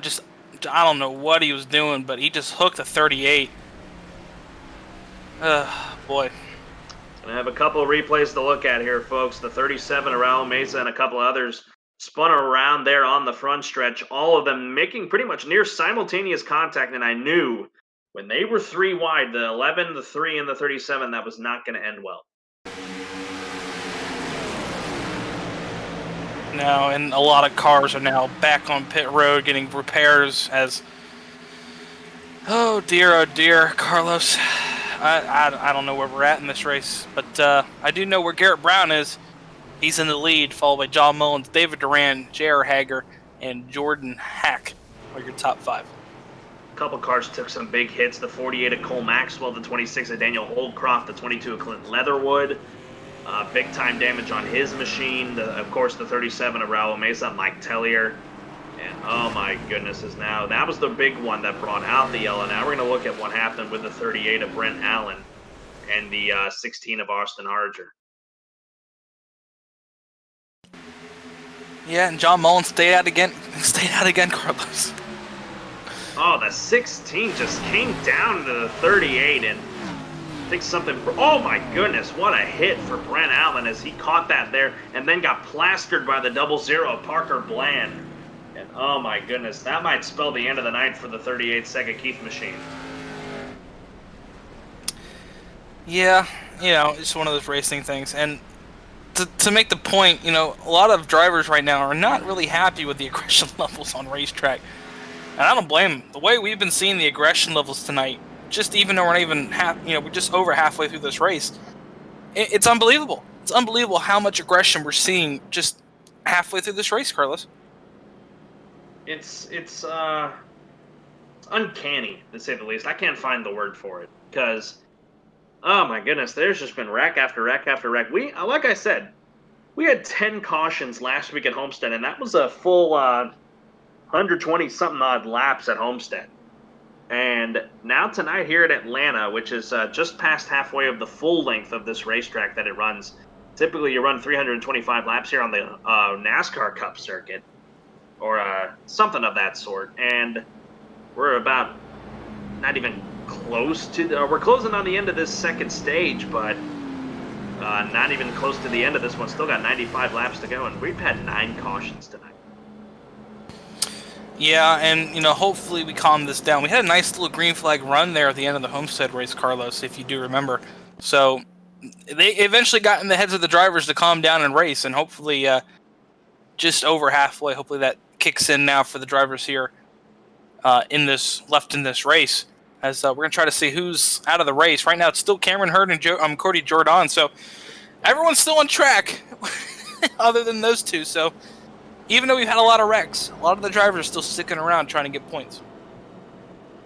Looking at Brent Allen and Dakota Curtis, probably the two we will not see return to the racetrack tonight for their hits. Under next caution period, we'll probably talk to both of them, pending if they don't get back onto the racetrack under this green flag run or so. So we'll see what happens. As I'm looking through here, I believe the lucky dog under this caution is going to be Ryan Thomas, and John Mullins surrenders the lead as he comes down pit road. Well, it's about time, isn't it? It's about time he pitted. I don't think he had really much of a choice, because he was well over the limit, and then now you hand the lead over to David Durand, who is on 42-lap old tires. So, I don't know. It's maybe even a more dicier restart than the last one. Yeah, but this works out for John Mullins. I mean, he did an excellent job if he was trying to split this stage like he is. That's a good idea for him. He's going to be full of fuel, full of Sunoco fuel, fresh tires, 4 Mr. Fuel Goods, and he's going to get back on track and try to make his way through the field, which hopefully not too aggressively.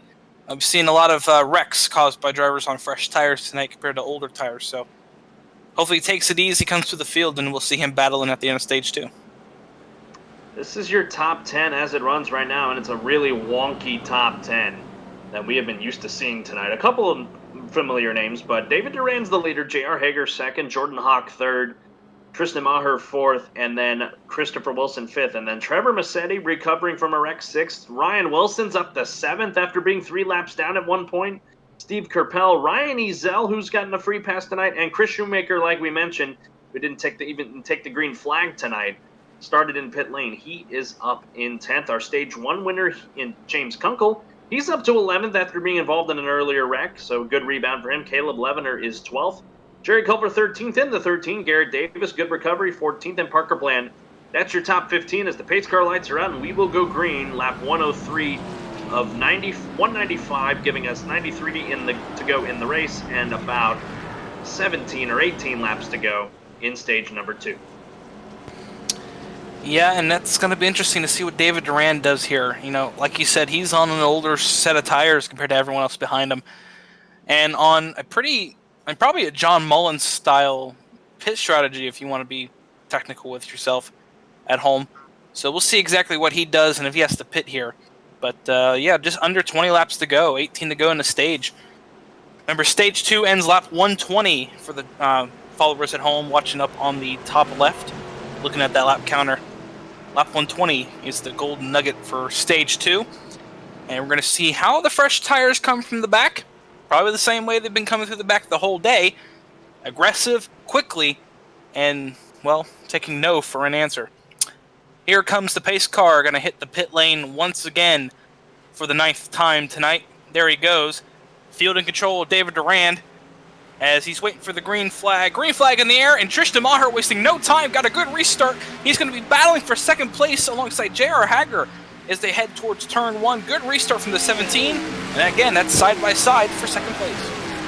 David Durand, he'd love to see that because that's going to let him stay with the lead for the time being. But the 28 clears the 17, so this lead for the Durand machine may not last very long. Single file through the top 8 as here comes the hard charge in 28 of J.R. Hager to the inside of the Napa Auto Parts 24. Maher will follow suit in the Pennzoil 17, so move the 28 of J.R. Hager, who has been pretty dominant all night long, back to the point. They're side by side for 4th for a moment between the 57 and the 18. They single it out as they head through 1 and 2. Yeah, and then, they single filed out, and David Durand holding his own, really, when you think about it, on those old tires. Christopher Wilson thinking about 3 wide, gets back in line.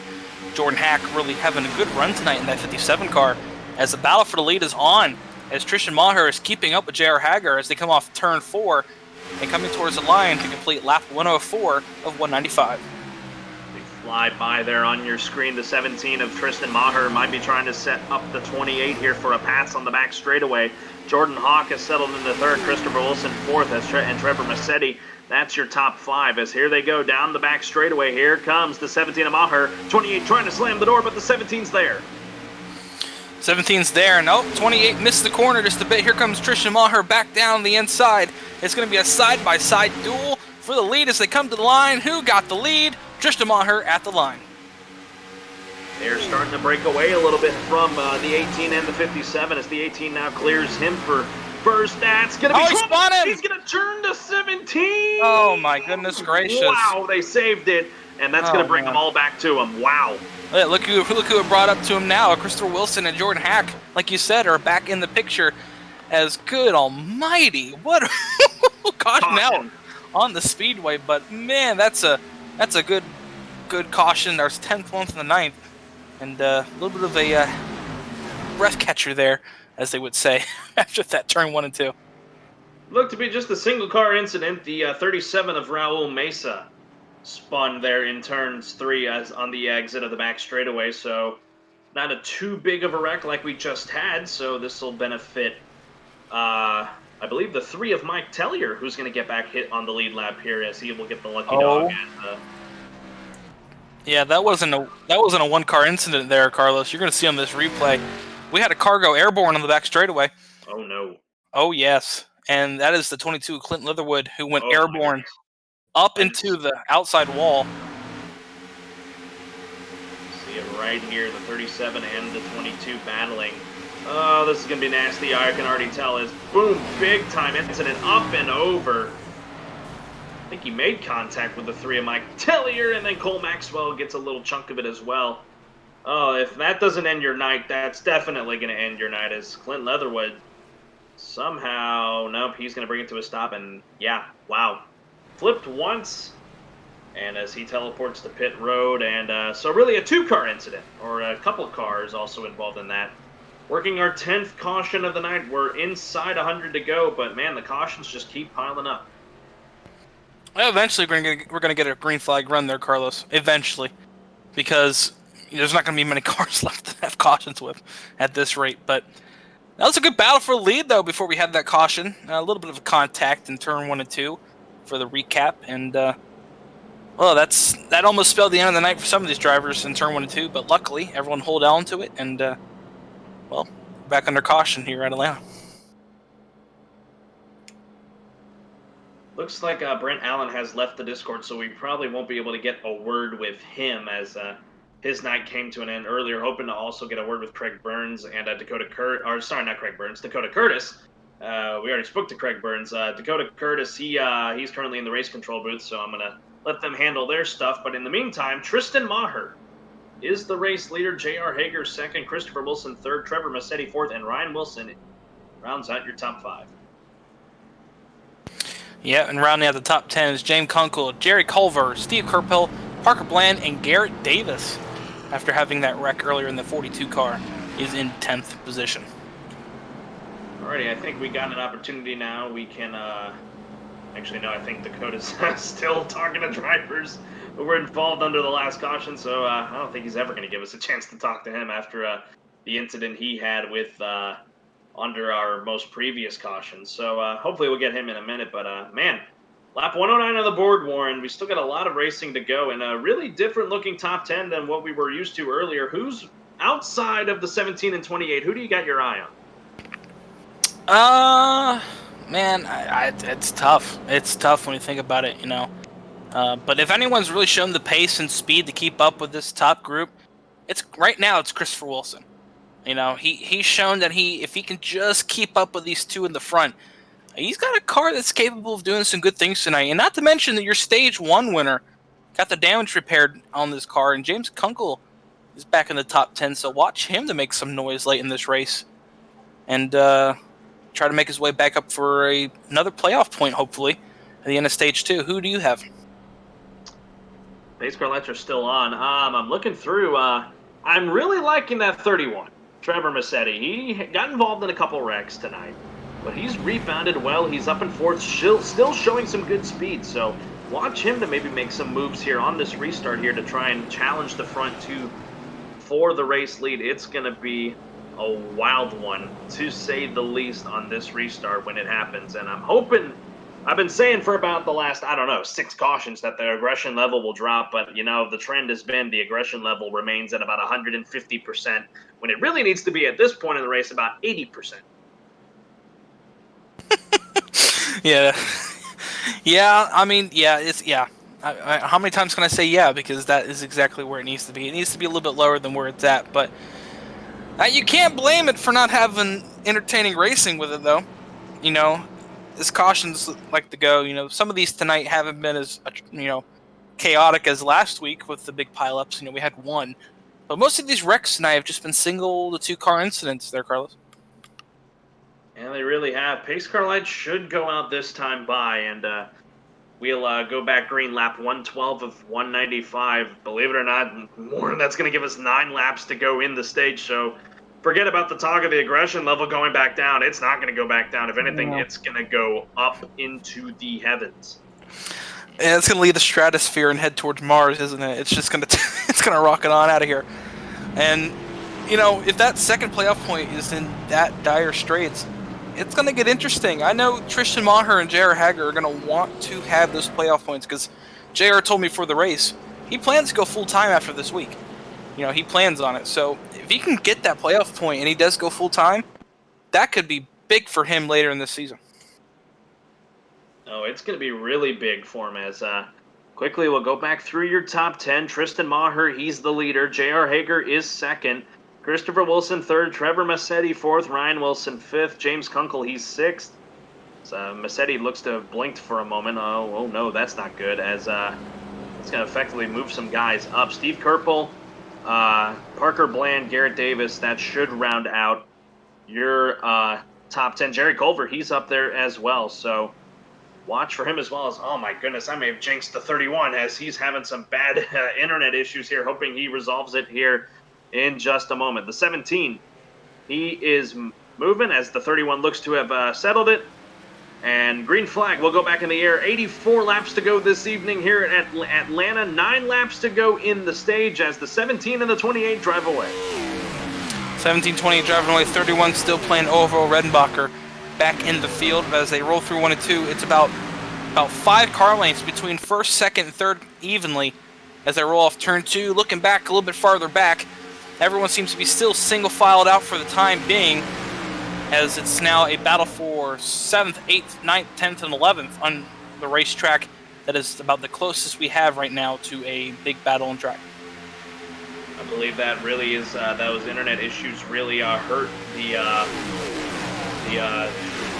31. So I was distracted by the 18, who was having some internet issues of his own. Looks like those resolved them as well.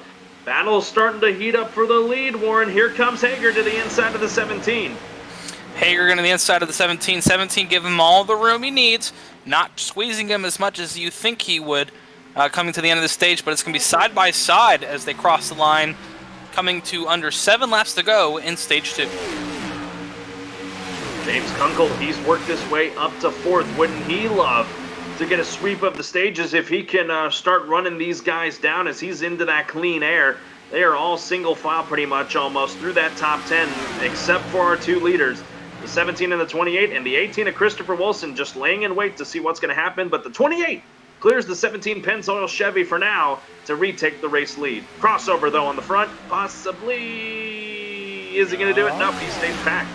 Tristan on the back bumper, the 28, the J.R. Hager. I thought there might have been a little payback coming from earlier in this segment, but not going to happen as they head down the back straightaway. Tandem drafting down the back straightaway. Tristan giving the 28 a little bit of a bump into turn 3, and James Kunkel has not been able to reel these guys in, so right now, effectively, it's a 3-car battle for the playoff point here coming near the end of Stage 2.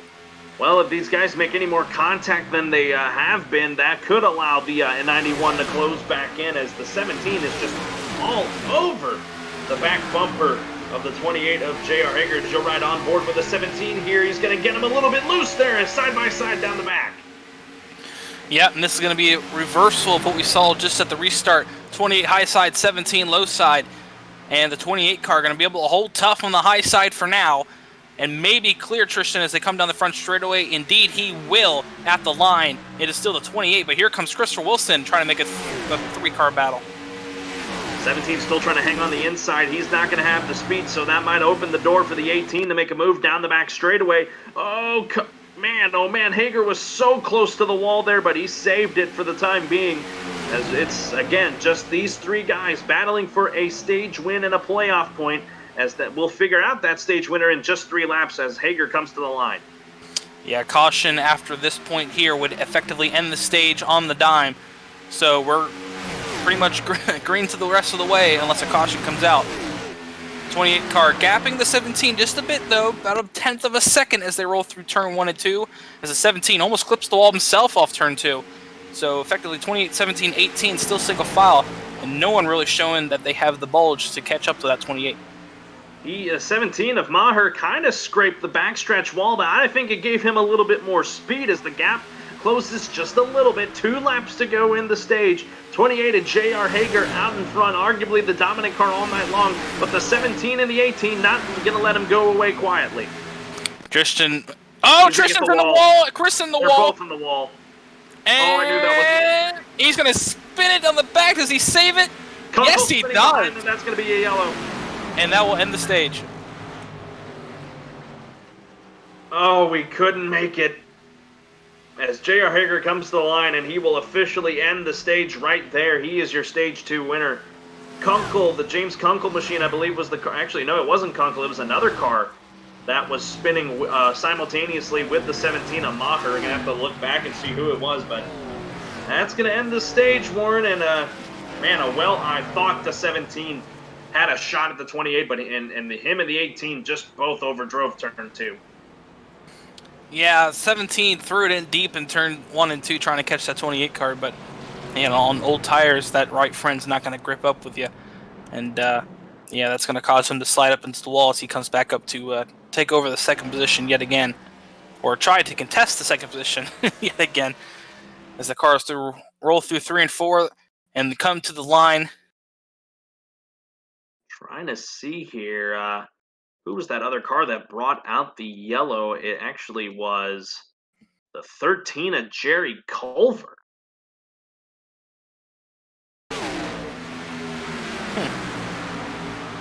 See here on the replay here, I think he's going to get the fence too. No, car came down into him, I believe a lap car machine, and he just flung back up the racetrack, collected the 16 of Austin Harger, and then got a little help from Stephen Kerpel, so he got some damage as well. So a little bit of a 3 or 4 car incident on the back straightaway. Culver's car's blowing up, so that could spell the end of his night, as well as we are going to end this replay. And that's why we're working caution number 11, folks, which is also the end of stage number 2, stage winner, J.R. Hager. We'll talk to him in a moment.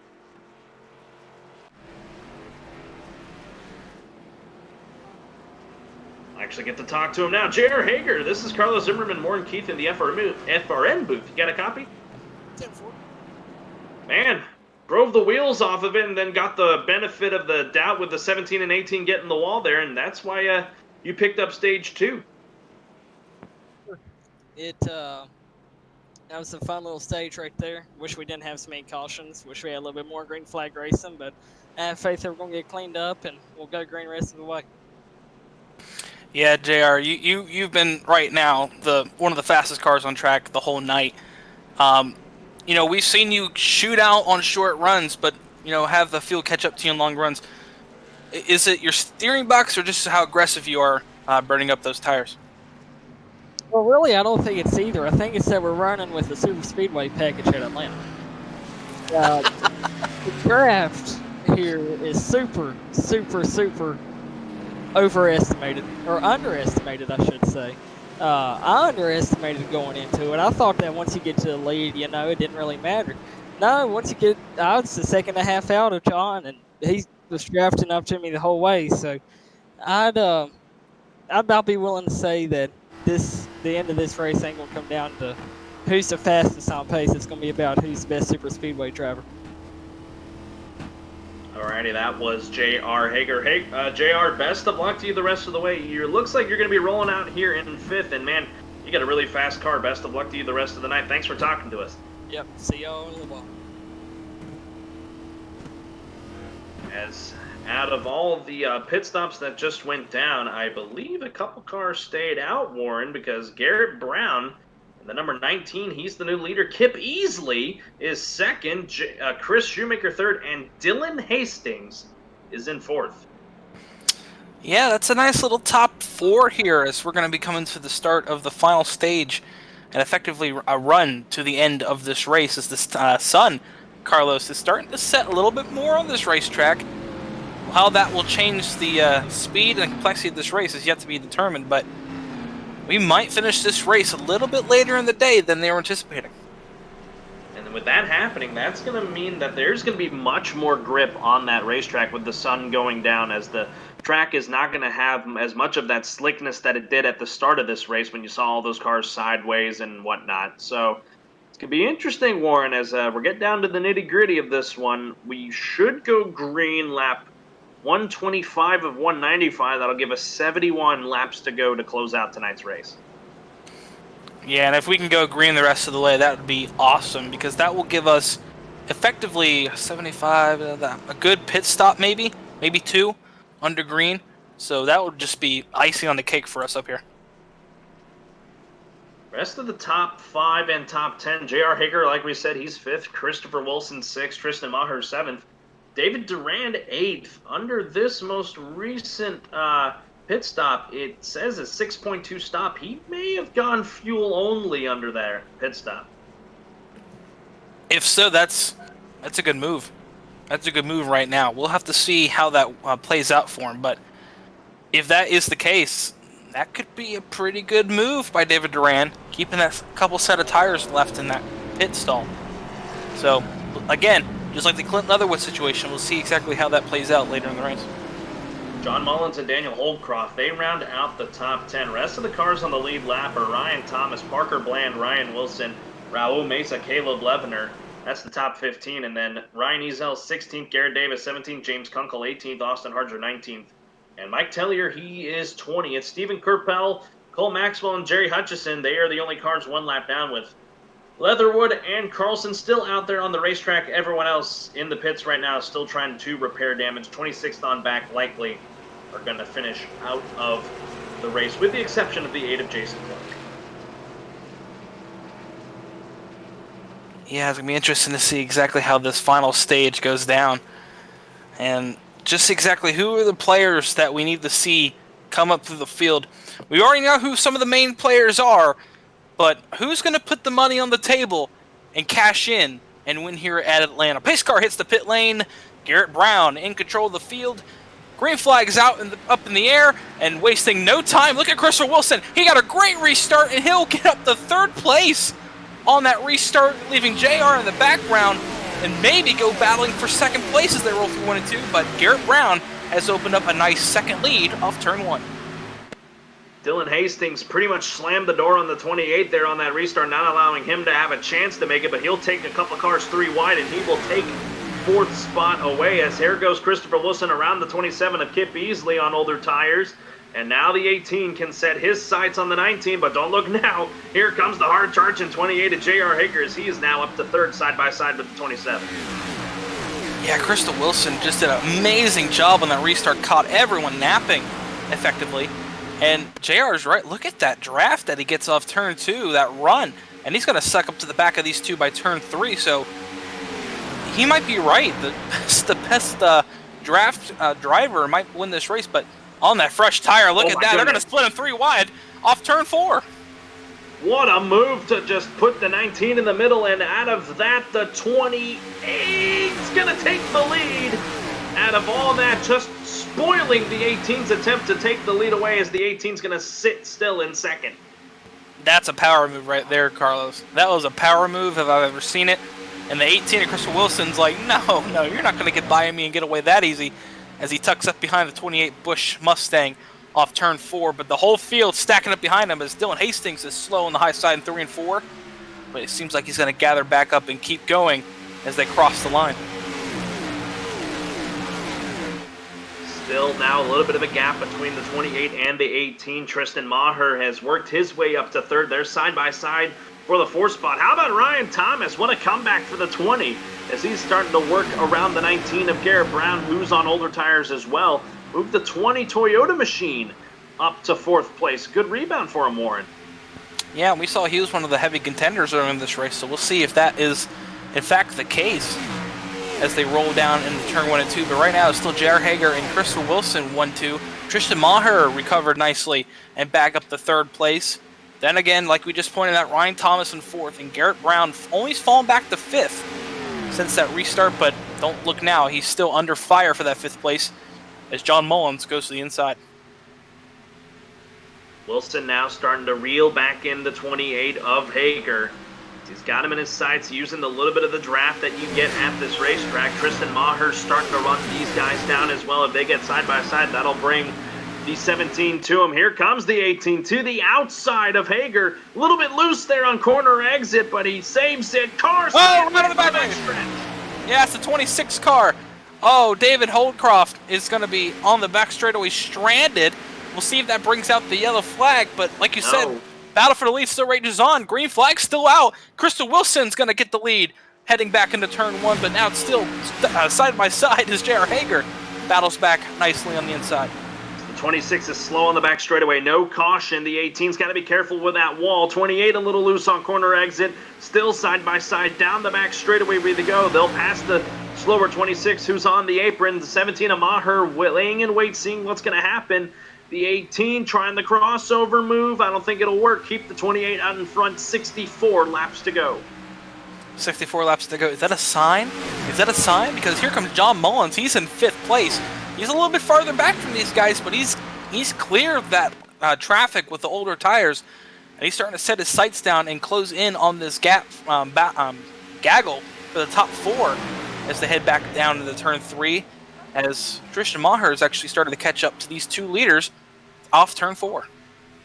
He's going to get a good run through there, and he'll pick up some more ground. Ryan Thomas, he's got the gap down inside a second there in the 4th spot. 63 to go now as the 18 is still trying to reset here and maybe trying to make another pass here on the 28, but he's got to know that the 17 and others are coming. Now, and the 17 and 20 are coming. They were really close on corner exit. They're nearly getting into the fence off the 2.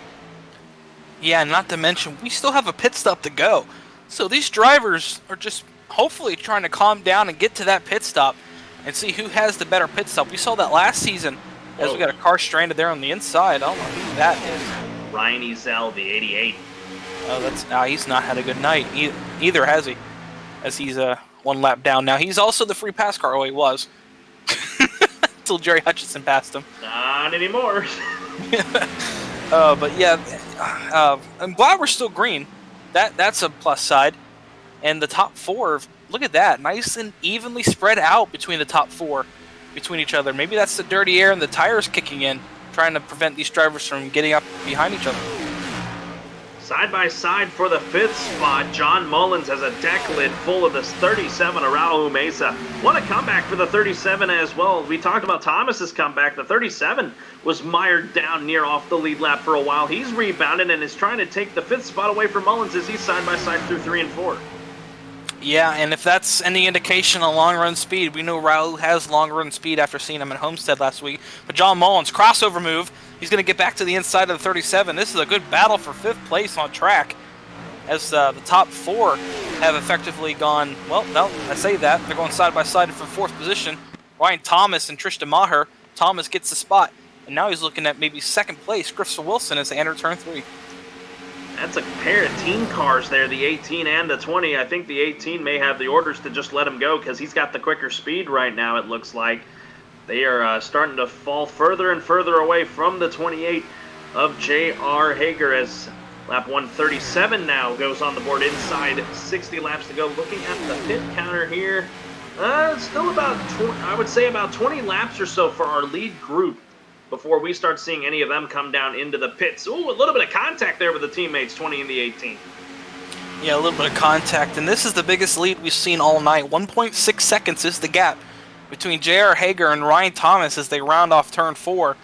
And that gap is, it's kind of leveled off now since Thomas has cleared for 2nd place. But like I said, that is the biggest gap we've seen at the front of the field tonight.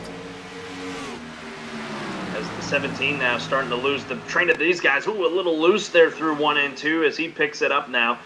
That might allow John Mullins to start reeling him in, and he can catch a whiff of the draft and start getting into this battle as well. 58 laps to go, 57 laps to go in just a moment. We'll step aside. You won't miss a thing, folks, as we go side by side here tonight at Atlanta.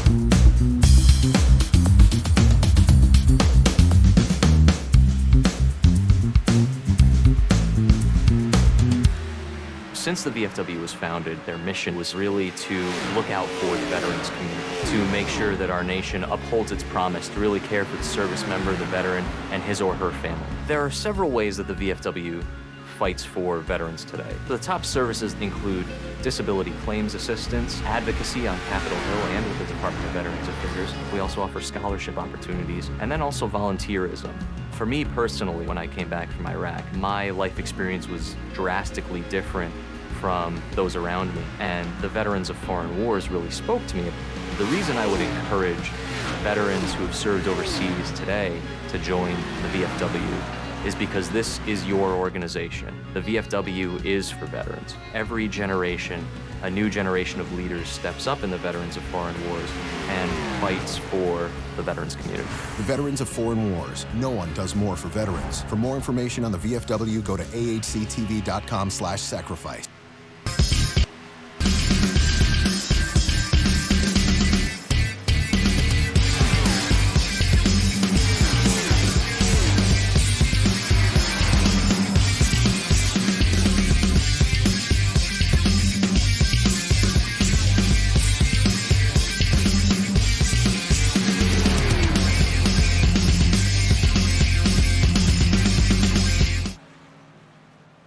caution number 12 on the speedway. You saw it there on the side-by-side. John Mullins was really flying through that group.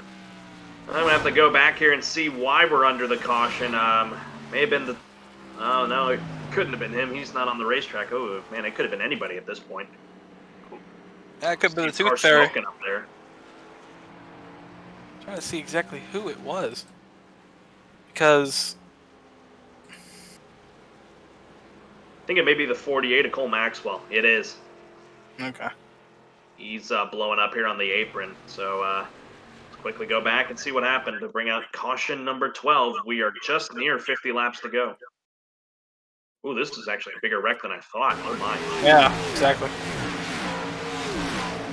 See him here. He was getting passed by some lead lap machines. He's going to get the fence here, make contact with Garrett Davis, and then also collect the 7 of Caleb Levener. A couple of cars who were on the lead lap and just outside the top 10. So, my goodness, lap cars starting to become a factor here, Warren, taking out a couple of lead lap cars. And I'm going to end this replay quickly because everyone's in the pits. Everyone in the pit lane as they rolled down. But we have some cars that I was going to say, we had some cars that stayed out there. And one of them is J.R. Hager. So, interesting little move there by J.R. Hager. He knows that maybe you can't make it to the end yet on fuel. But all these drivers behind him are going to get tires as off of pit lane. It's Ryan Thomas, followed by John Mullins. So, John Mullins still didn't get that position after he was battling so hard to get second place on our side-by-side coverage. As with that happening, oh boy, that's a massive discrepancy between the stints for these guys, because everyone behind the 28 and the 42 of Garrett Davis are going to be on 4 fresh Goodyears and a full tank of fuel.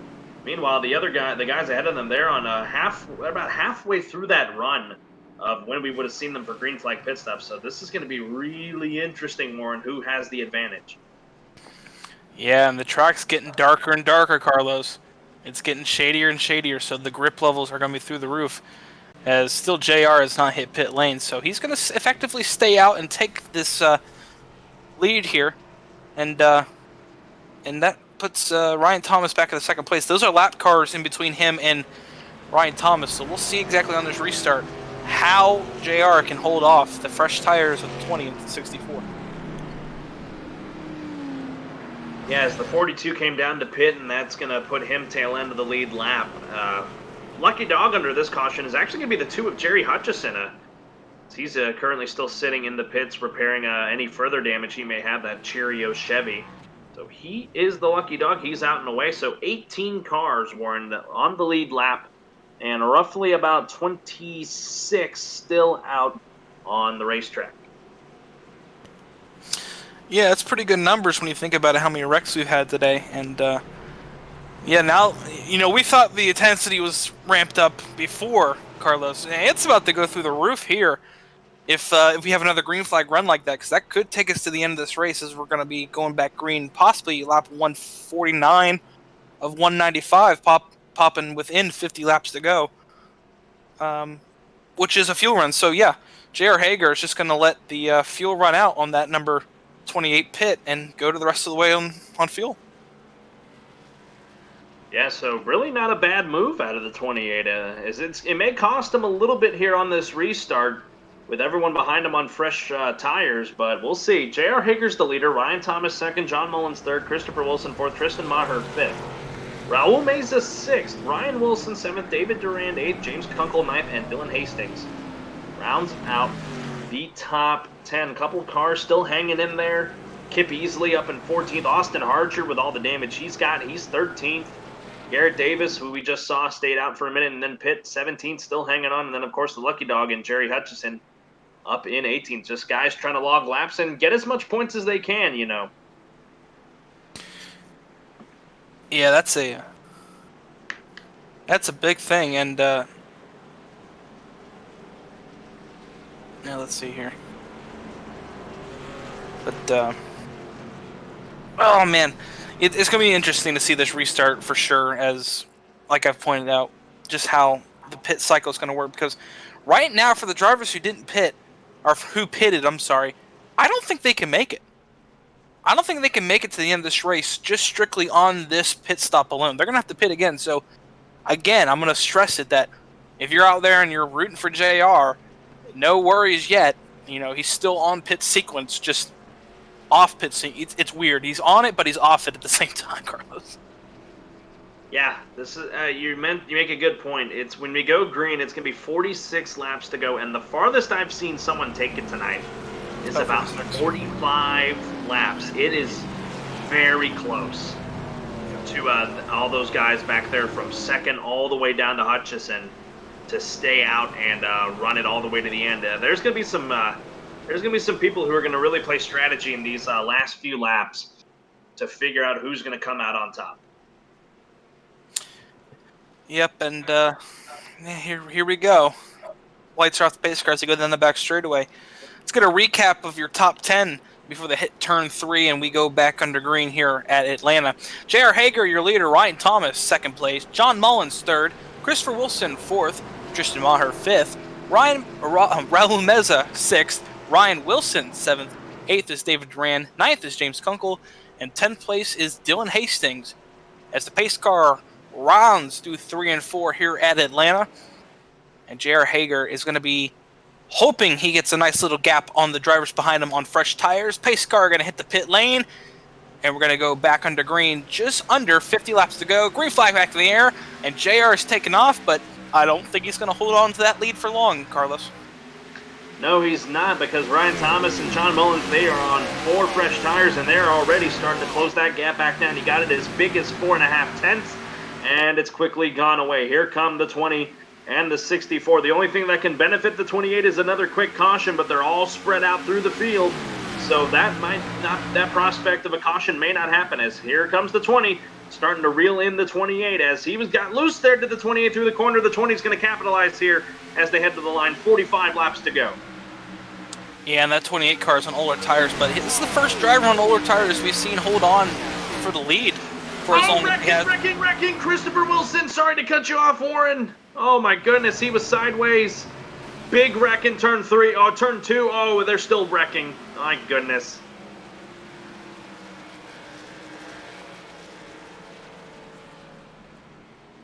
I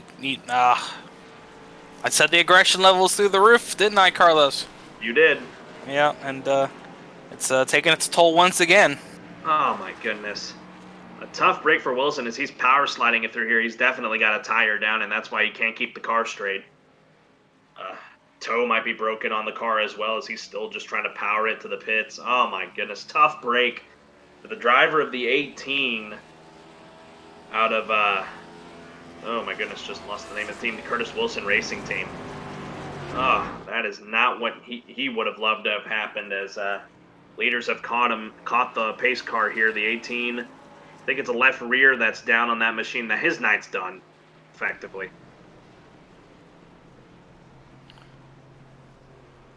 And it's just caution after caution here at Atlanta Motor Speedway tonight for the Tech Cub TV Cup Series. And like I said, next week we had the Talladega. So are we going to see the same thing tomorrow night? I don't know.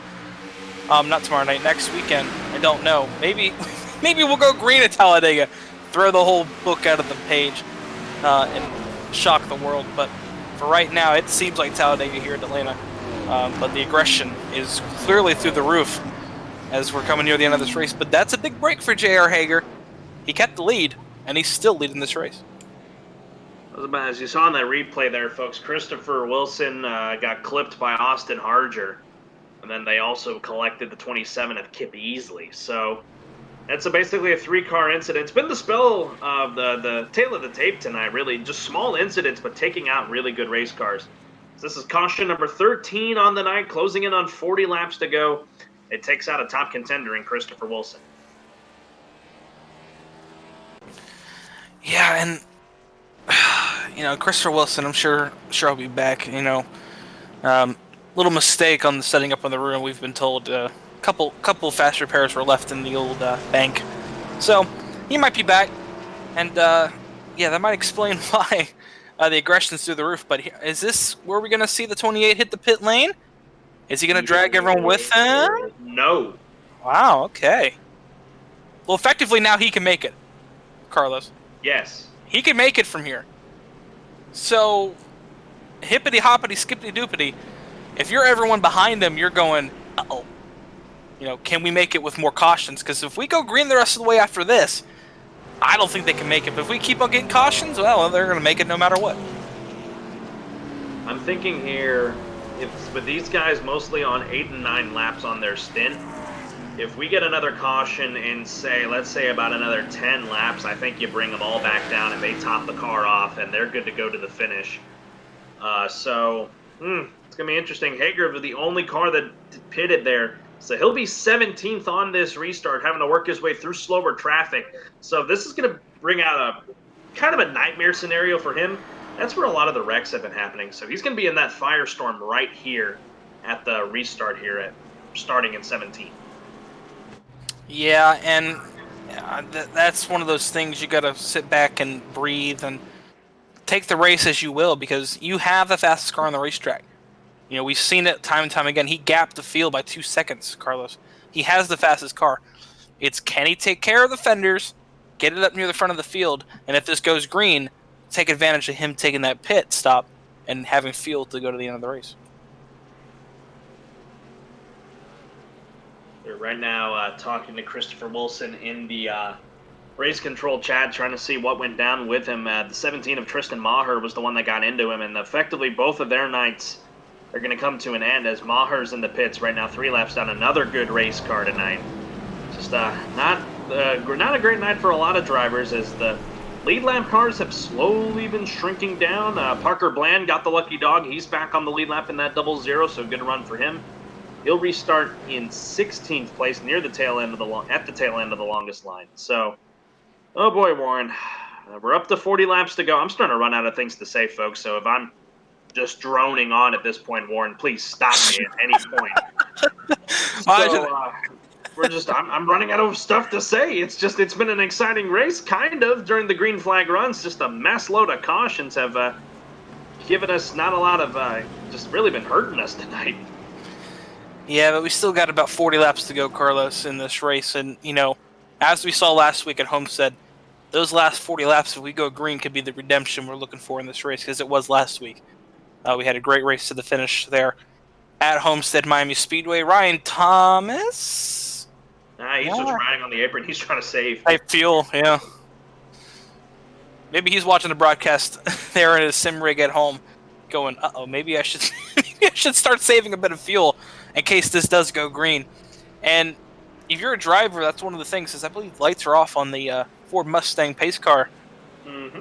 Indeed, they are. So we'll be going back to green with just at 40 laps to go here at Atlanta. 39 exactly. Here's your top 10, and my goodness, it is a really interesting top 10. Ryan Thomas, a good rebound for him. He's first. John Mullen second. Raul Mesa up to third, one of the highest we've seen him this season so far. I know we're only 2 races in. A good run for him. Ryan Wilson fourth. David Duran fifth. James Kunkel, your stage 1 winner, he's 6th. Garrett Brown 7th. Dylan Hastings 8th. Mike Tellier 9th. And Kip Easley rounds out the top 10. We go green at 39 laps to go. Still got 27 or some odd cars out on the racetrack.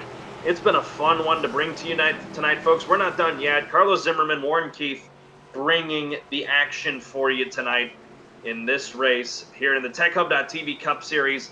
The Light Waves Productions 195 from Hampton, Georgia, Atlanta Motor Speedway. We're not done yet, folks. We got more action. Pace car makes the hard left-hand turn into the pits. Ryan Thomas will get us back underway. 39 laps to go this evening. A good restart for him, but Mullins not too far off as they head towards turn number 1. It's a 3-car breakaway. 1, 2, and 3, the 20, 64, and 37. Yeah, and that's the breakaway that they want to see. They want to get away from that pack, but how about Raul Meza? There he is, 3rd place. He's in 3rd place, Carlos. And that, what a name that would be to see in victory lane tonight as they head back down into turn 3. But one of the drivers I'm going to keep my eye on as we're seeing this battle for the lead here, is that 28 car. How's he getting through traffic? Well, to be honest with you, he hasn't gotten through the traffic just yet.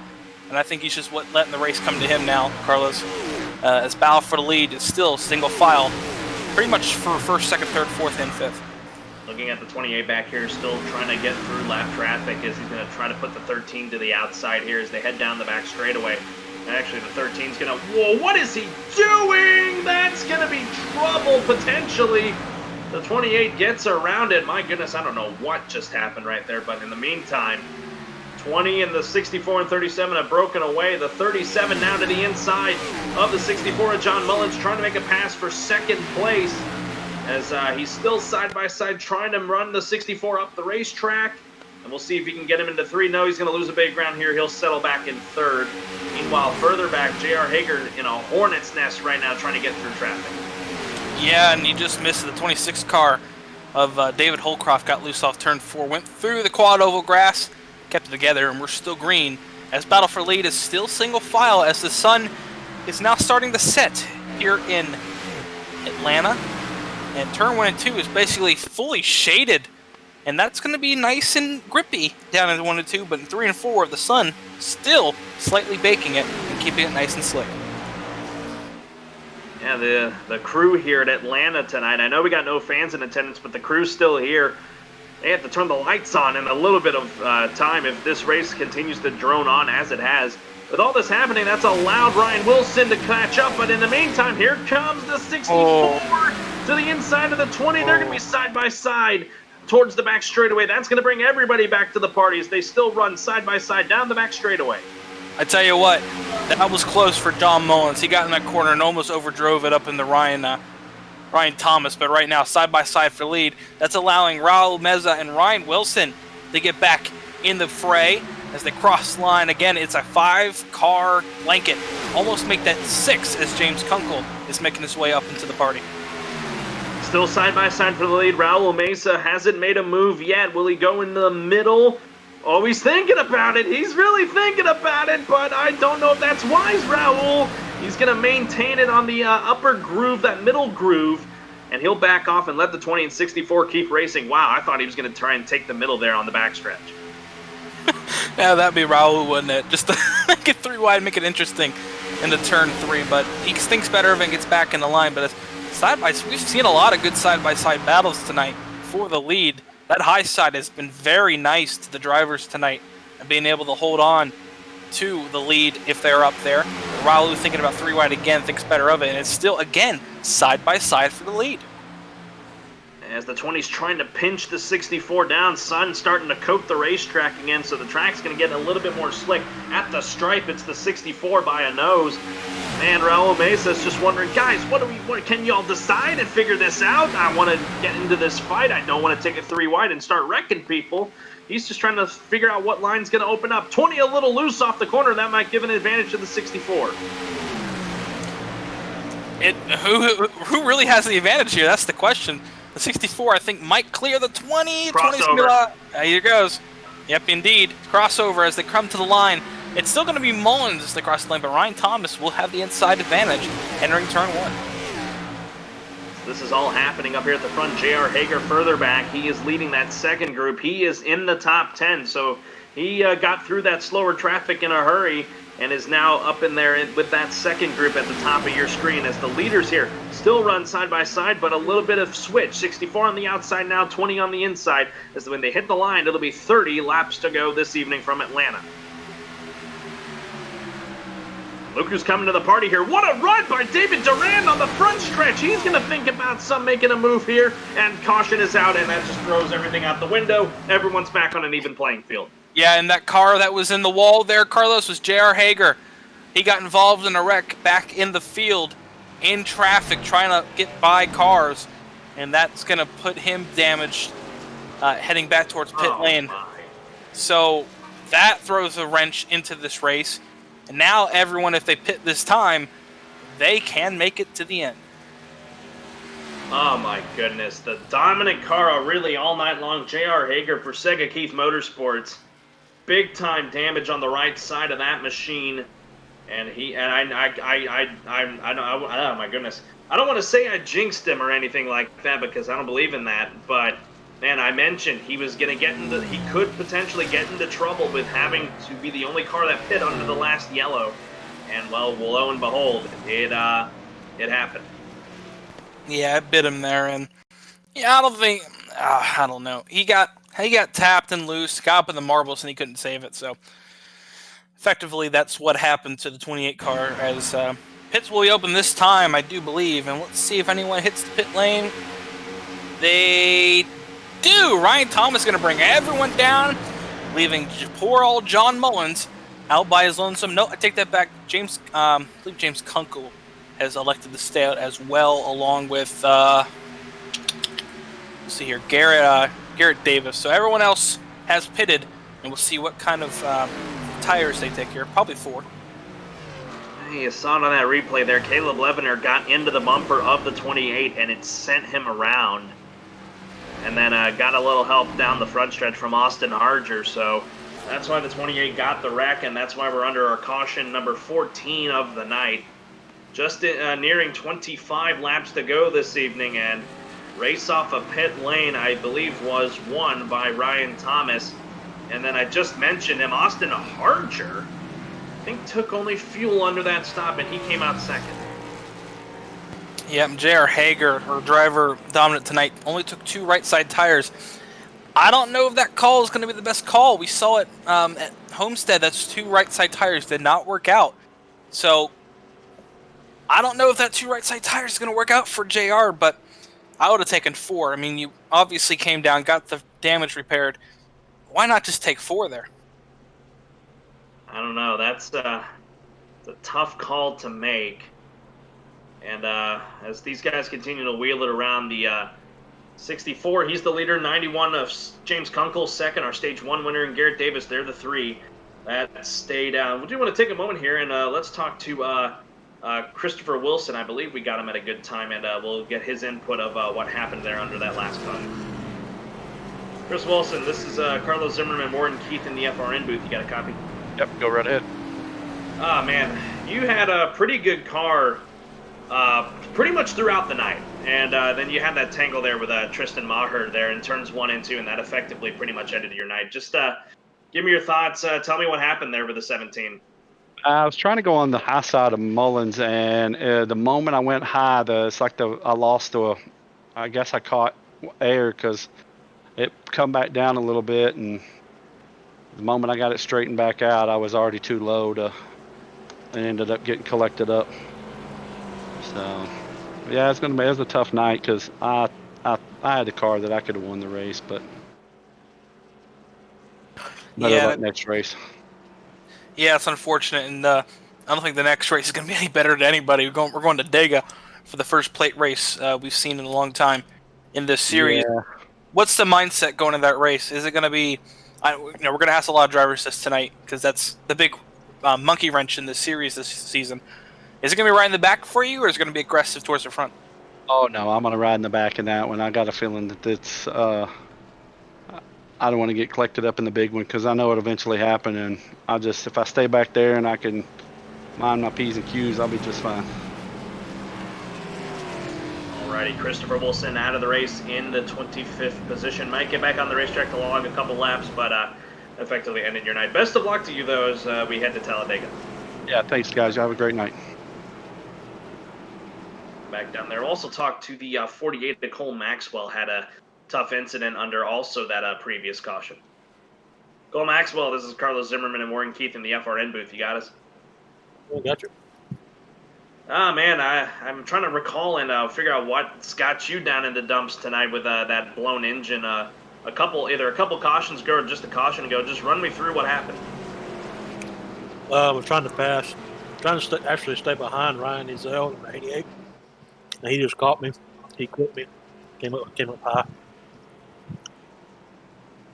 It damaged my car, so I tried to stay out of the way of everybody else trying to get back on the lead lap, hoping for another caution.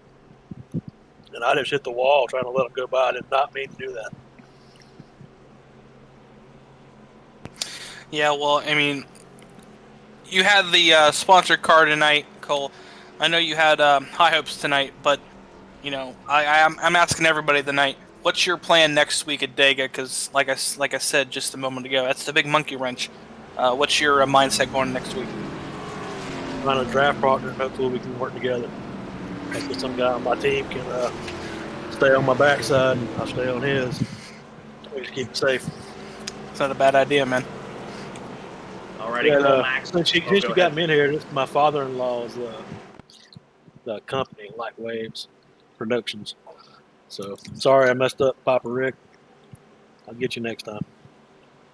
Alrighty, that was Cole Maxwell out of the race in 27th place, hoping for a better run at Dega next week. We'll talk to you soon. Thank you. Lights are out on the pace car, Warren. We're going to go back green lap 172 at 195, giving us 24 laps to go. 24 laps to go, and still not enough time to figure out who's going to win this race, because I've had a lot of comers and goers tonight, and I still think we're not done with yellows, but we're going to see. We're going to see exactly how this race unfolds. You've stuck with us long and through here on Flatout Racing Network tonight, and hopefully we go green the rest of the way. John Mullins wasting no time to get back under green. He wants to get going, and indeed he will, as he heads towards turn 1 with James Kunkel behind him, Garrett Davis, and Ryan Thomas. The top 4 is side-by-side for 5th between Mike Tellier and Austin Hartger. Tellier, what a rebound for the 3 car.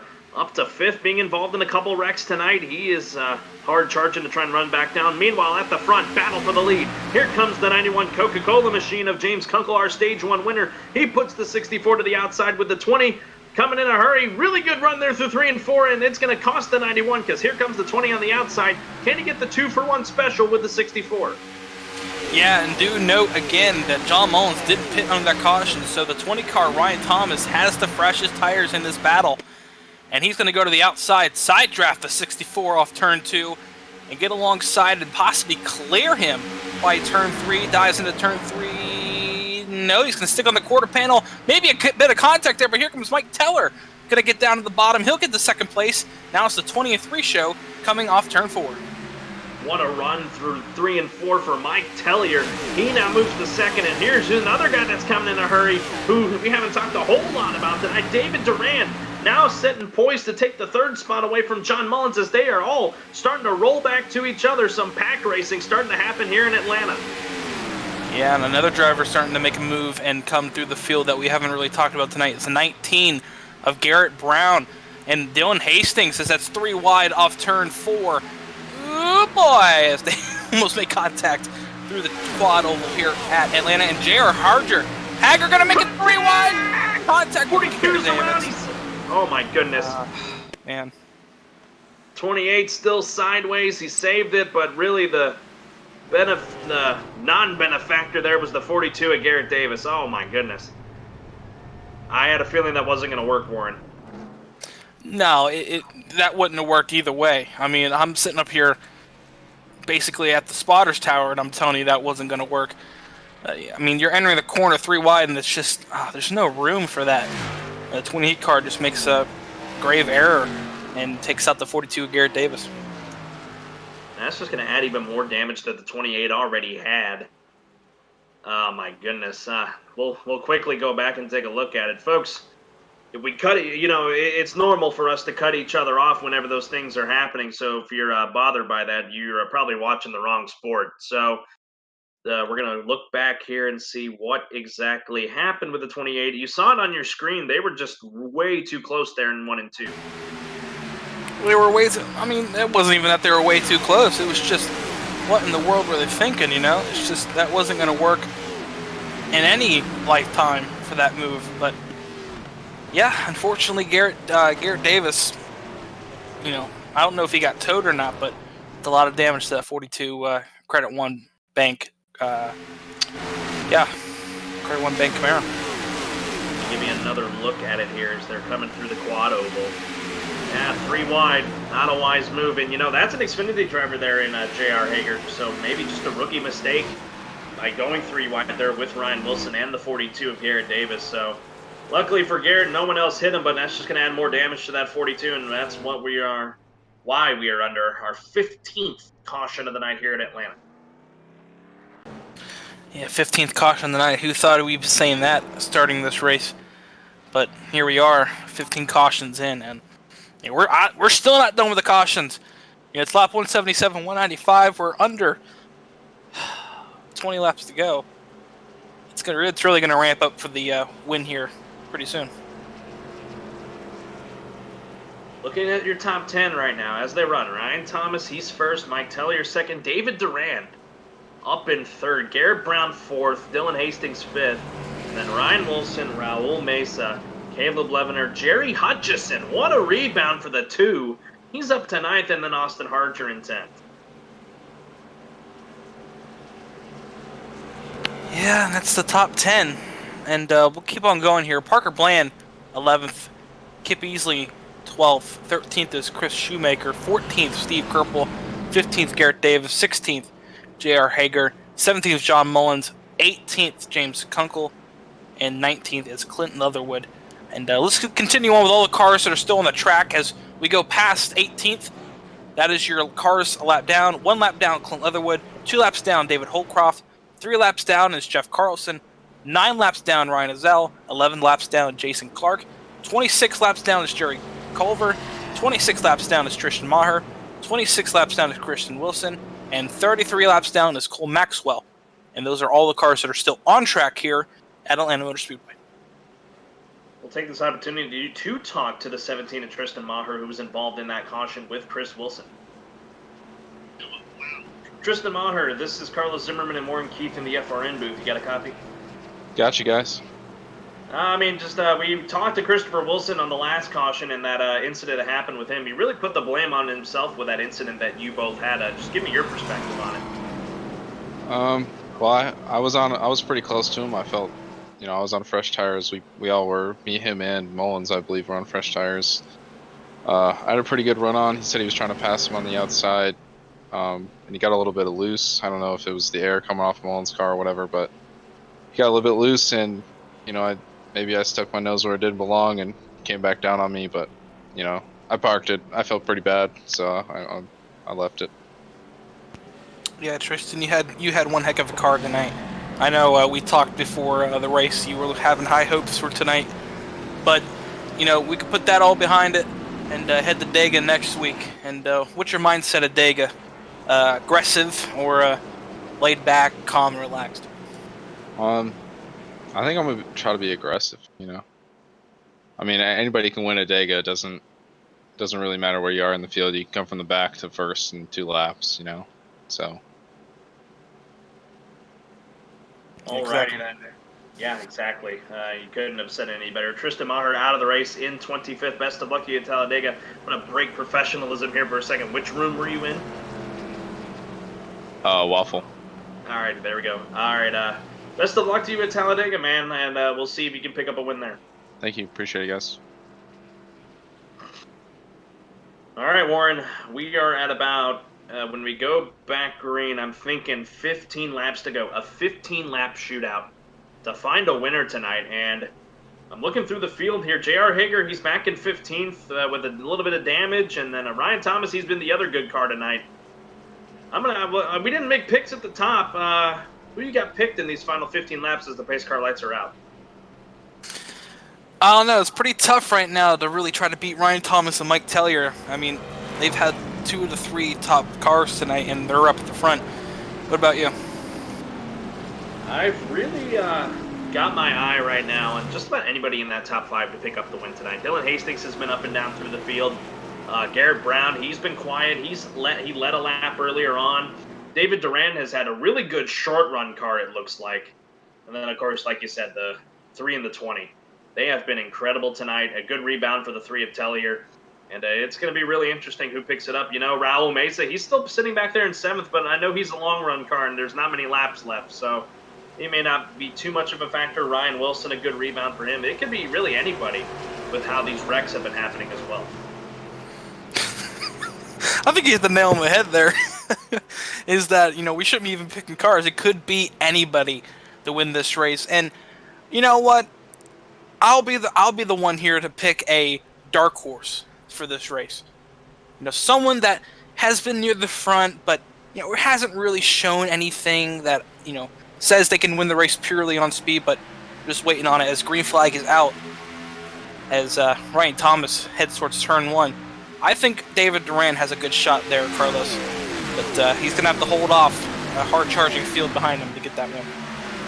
Ryan Thomas here with 15 laps to go, runs away with the lead, 0.2 of a second gap between him and Mike Tellier. They're side by side for 5th between Dylan Hastings and Ryan Wilson back there. See if that battle can settle out and they can become a factor here.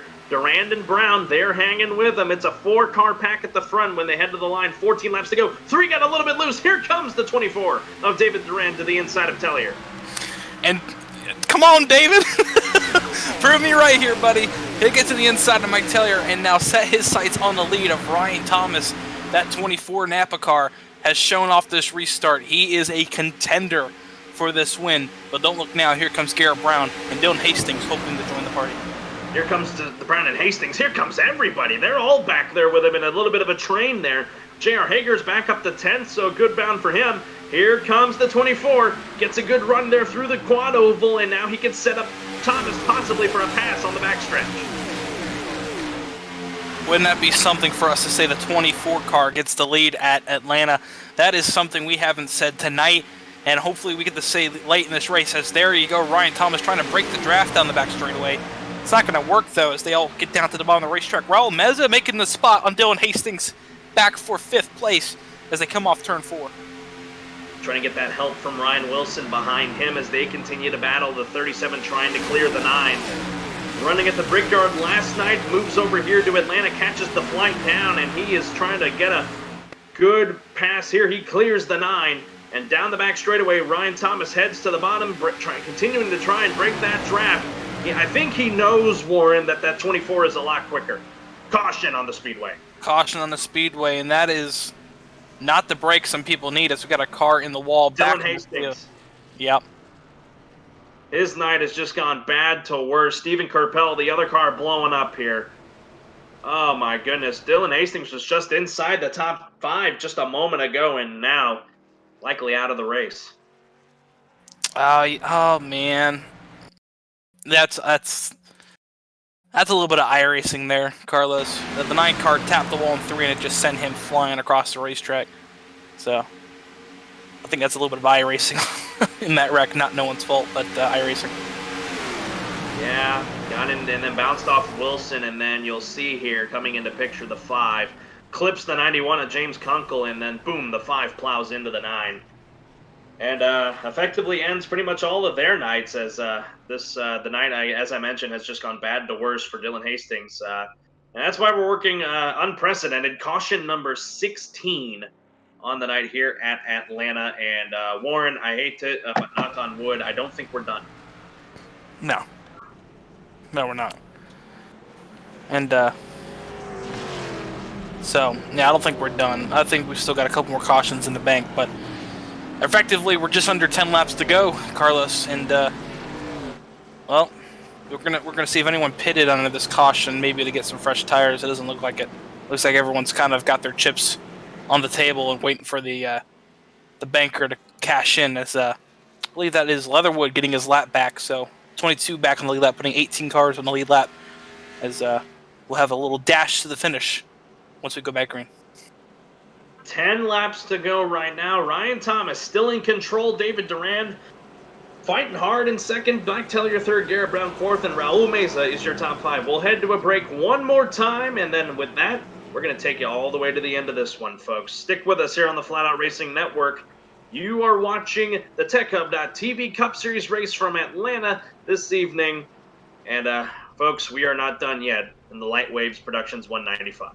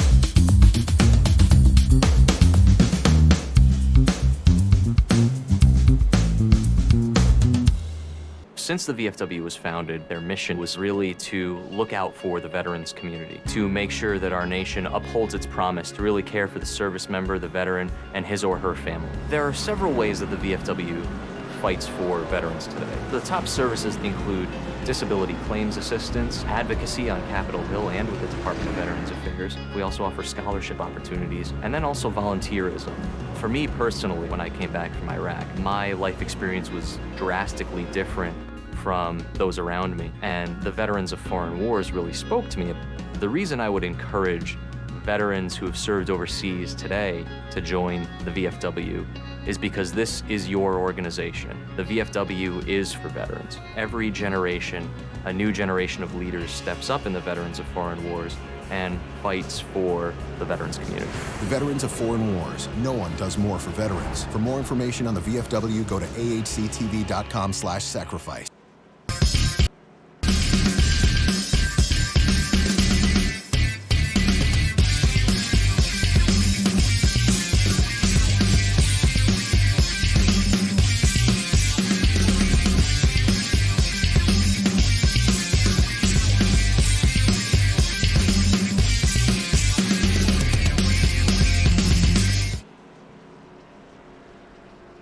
Pace car lights are out. We're going to go green at lap 190, giving us 6 laps to go this evening from Atlanta Motor Speedway. 6 laps to go, but you know that 6 laps to go ain't gonna mean anything if we have more caution, because we have green white checkers to use there, Carlos. Yes, we do. I believe we have 3 attempts. I believe it's 3, yeah. 3 attempts at a green white checker, so we may see the 200s in lap counter tonight. It'll be interesting to see exactly how this pans out. But I can tell you one thing. If we ain't over these cautions, I know one driver is going to be making his way through the field pretty quickly. And SJR Hager, he's worked his way up to 8th place, Carlos, after restarting 16th. So he's made up half the spots. Now he's going to wake his way back up to the front from him being, I believe, the fastest car on the racetrack and one of the stage winners from today. We will have to see Ryan Thomas, David Duran, Mike Tellier, Garrett Brown, and Raul Mesa. That is your top 5 as we get ready to go back green for what we hope to be the final time. We'll see. Ryan Thomas is on the gas. Green flag back in the air. David Duran got a little bit of a good jump as well, so he's going to be sticking close by, about 2/10. Meanwhile, everyone behind them, they're going to battle it out for these final 6 laps. Duran trying to run back down the 20. Trying to run back to 20, and he's going to have a good run off turn 2, Carlos. He's going to be there. We'll see if Ryan tries to break the draft here. He doesn't. He lets him suck up to the back bumper of the number 20 car into turn 3. David Duran showing he's got pace. He's going to be right on the back bumper of Ryan Thomas coming off turn 4. Does he make a move into turn 1? And he's trying. It's just Thomas is taking a move. Here we go. 5 laps to go. Here comes the 24 to the inside of the 20. 20 in the faster line right now. Who's going to have the maintain off the corner? It's the 20. Here comes Tellier. Contact. They spin. Big wreck. Mike Tellier back in front of the field. Caution will fly. Oh my gosh. Oh my lord. What are we doing here? Well, I don't know. My goodness, a massive accident. What is that all about? Oh boy. Well, we're going to end up using one of those green-white checkers. Yep, overtime.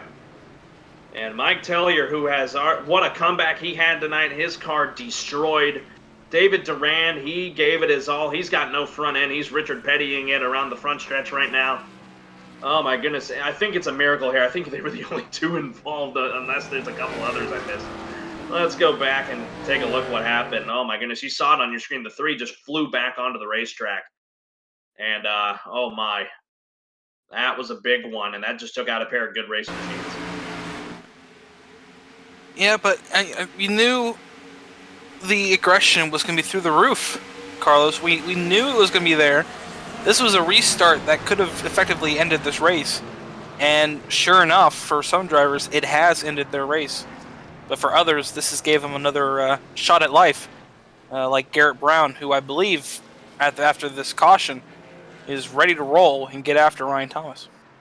He is second on the racetrack, and mind you, folks, that's a pair of team cars up there 1-2 for Curtis Wilson Racing, Ryan Thomas and Garrett Brown. So does Garrett Brown play defense and get the team a win, or does he go for it himself? What would you do? I know I'd go for it. What would you do? Would you be a team player? I don't know. It's really a tough call to make. And then you look through there, J.R. Hager, because of that wreck, he's up to 5th now. Ryan Wilson's 4th, Raul Mesa is 3rd, just laying in the weeds there, waiting for something to happen. Yeah, he could. Yeah, he could be. And, you know, that's the thing. He's starting 5th. He's right there with the lead, and he's got the freshest tires of these guys up here. You know, he pitted when others didn't. So we'll have to see exactly how that plays out. But, yeah, caution. We're still working the caution here at Atlanta Motor Speedway. We're going to be coming to 2 laps to go in full distance. We're obviously going to get a green-white checkered. Question is, how many of those are we going to use? You get 3 of them. And the aggression level is going to be really, if it wasn't through the roof already, it's definitely through the roof now, as we are officially into overtime here tonight on the Flatout Racing Network, bringing you tonight from Atlanta, the Light Waves Productions 195. I'm Carlos Zimmerman. Warren Keith alongside of me. We've been at it for nearly 3 hours, Warren. It's just going to get even more wild. Yeah, it is. And correction on the green-white checker. We only have 2 attempts. So either we're getting it done this time or we're getting it done the next time, but there ain't going to be any more after that. So we're ending this race sometime soon.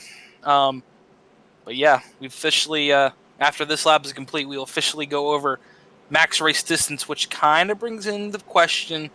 I know we're probably good on fuel, but for some drivers who might not be, is fuel a question? I don't think so, but that's always, we can always play it up, just chalk it up. So, oh yeah, fuel issue. Oh hey. Let's add some drama to the end of this thing. So, yeah. with this all happening, with the caution lap still winding through, we're going to go ahead and, if I can get him here, we'll talk to Race Pass Motorsports driver Dylan Hastings, as he was involved under that previous caution. Dylan Hastings, this is Carlos Zimmerman and Warren Keith in the FRN booth. You got a copy? I do, buddy. How you doing? Doing just fine. Man, it's been a long one tonight, and under that last yellow, just an unfortunate thing that happened there with you, and I believe I'm trying to find his name here through the list here. Regardless, just a tough break for you tonight in that Mountain Dew number 9. Run through me what happened under that incident. You know, honestly, it's really frustrating. I mean, to go the whole race and then to make an incident like that, it was actually my fault. The turn 3 wall just came out. Honestly, I went back and looked at it. Don't ask me why in the world that I didn't turn quick enough on that. I think I was trying to give my teammate room at the bottom. He had a lot of room. I just didn't know where he was exactly. And, yeah, very frustrated, definitely to say the least. This whole race, unfortunately, has been kind of a mess. So, is what it is. Go on next week. Yeah, I wouldn't really put that all on you, Dylan. I mean, the wall kind of did iRace you a bit and kick you out towards the middle of the racetrack. So, I mean, you really can't blame yourself for that. You know, that stuff happens on iRacing. But yeah. You brought it up next week. Talladega plate racing for the first time, I believe, in Tech Hub Series. Did you guys plate race last year? I don't believe you did. So. No, but we do have some experience on plate racing in Talladega and Daytona tracks. So I think overall we'll be strong next week if we can keep the car clean and we can stay up front and avoid the wrecks hopefully in the back. So. Alrighty, Dylan Hastings out of the race in the 22nd position. Might fall one more spot with Jason Clark still on the racetrack, so it might be 23rd for you tonight. Best of luck to you at Talladega, and we will talk to you soon. Thanks, guys. All right, Warren, here we go. Pace car lights are out. 2 laps to settle it. Oh boy. Oh boy. Oh boy. Pair of team cars at the front, the 20 and the 19 for Curtis Wilson Racing. Then you got Raul Mesa, Ryan Wilson, and then second Keith driver J.R. Hager right there in 5th. If Ryan Thomas gets a good jump on this restart, it may be his race to win. It might be, and he's going to have to go when he goes, because if he even lets the field guess when he's going to jump, you might as well write off the win, because Garrett Brown is hungry, and so is Raul Meza. But we're going to see exactly how this race finishes out. Pace car is going to hit the pit lane. First attempt of 2. And we'll see if Ryan Thomas gets their good restart here. He's waiting to go. Indeed, he does. Good jump from Ryan Thomas. But back in the field, it's still double wide. Already for 4th place as J.R. Hager gets the jump on Ryan Wilson and will clear him into turn 1. Nope, they're going to go side by side, but Ryan Thomas with a nice gap through 1 and 2. He got the gap as big as 6/10, but Garrett Brown is starting to suck up to his teammate. They are pretty spread out through the field, so we may get to the white flag lap. Ryan Thomas trying to drive away from his teammate. Raul Mesa, he's going to be right there with him. White flag's going to fly this time. 1 lap to go here tonight in Atlanta. Ryan Thomas takes it in. Brown is coming in a hurry with Mesa in tow. Yeah, next flag will not end the race. We'll go back to the checkered flag if need be. But through 1 and 2, Garrett Brown's got the run. He's got the edge. Can he draft up to the back of Thomas? Thomas getting defensive. Does Brown go to the high side, or does they dive it deep? He tries to go to the high side. Maybe a crossover 3 and 4, but off turn 4. They're going to be side by side. They're going to be side by side. Here comes Brown, but it might be too little too late. Side by side coming to the line. It is Thomas by half a car length. He wins tonight here at Atlanta Motor Speedway in the Tech Up.TV Cup Series. Oh, man. That race is over. Oh, good win for Ryan Thomas. Oh my goodness, what a way to do it. The Light Waves Productions 195 comes to an end, and the winner is that 20 of Ryan Thomas. Yeah, Ryan Thomas with the deserving win. He worked hard for it, I give him that. He did work hard for it. As here comes David Duran. Ooh, maybe not happy with Ryan Thomas there. Ooh, we'll see. Maybe that's just a celebratory good win, I don't know. But Ryan Thomas is going to burn it down in the grass here at Atlanta as the sun sets over Atlanta Motor Speedway. He burns it down here. Garrett Brown, what an effort, though, right there at the end with his teammate. Ran him clean and just could not quite get to him there on the outside. I think the inside would have been the way to go, but either way, Thomas had a great car. How about Raul Mesa? 3rd place tonight, was right behind these guys. If they took each other out, he could have been the winner. A good rebound for J.R. Hager. He's up in 4th. And then how about this? Jerry Hutchison, 5th place after being involved in a couple early wrecks, and he comes out 5th tonight with the top 5. Yeah, it's a good finish there for that 2 car, isn't it? And then you move on back, 6th place Ryan Wilson, 7th place John Mullins, 8th place Parker Bland, 9th place Kip easily in the 27. Good finish, good top 10 for him. And in 10th place, the driver who didn't even start the race on time, Chris Shoemaker, in the number 4 car. There is your top 10. Once again, we'll toggle through the rest of them. Caleb Levener, 11th. Garrett Davis, 12th. 13th, James Kunkel. 14th, Steve Kerpel. 15th, Clint Leatherwood, getting his lap back, finishing 15th. 16th, David Duran, and then 17th, Austin Harger. Rest of the top 20, Daniel Holdcroft, a lap down to 18th. Jeff Carlson, 19th, and then Mike Tellier rounded out the top 20 this evening as we'll scroll through the rest of the finishing order of cars that were out of the race. A couple of guys had great cars. Christopher Wilson, Tristan Maher, and then Cameron Hearn, who was running good early on, and he left the race earlier on, and that was the end of it, Warren. So we're going to get ready to talk to top 3 finishers tonight. Garrett Brown's down there in the booth. We'll be waiting on Raul Mesa and our race winner in Ryan Thomas. So as these guys continue to pour into our waiting room, we'll go ahead and we'll bring in 3rd place finisher. I've been waiting to do this for a long time to talk to Raul Mesa.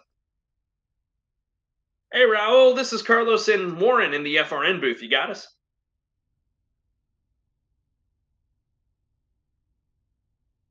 All right, we'll try this. hang on a minute. May have him here. Raul, this is Carlos and Warren Keith in the FRN booth. You got us? There we go. There he is. There we go. Man, Raul, I know you from this series as well as Chris Cup. You were running pretty well last night at Indy. And then you come out tonight, and you had a really big shot at the win tonight, but you bring it home in third place. Just unpack that long race for me. Yeah, well, we all saw it, man. It was really not your typical race. There was a whole lot of incidents going on, and it was more survival. So it was a game of survival for this one here, and try to be there at the end. Go ahead and make a run, but third is fine, and we're happy with that, and look forward to the next one.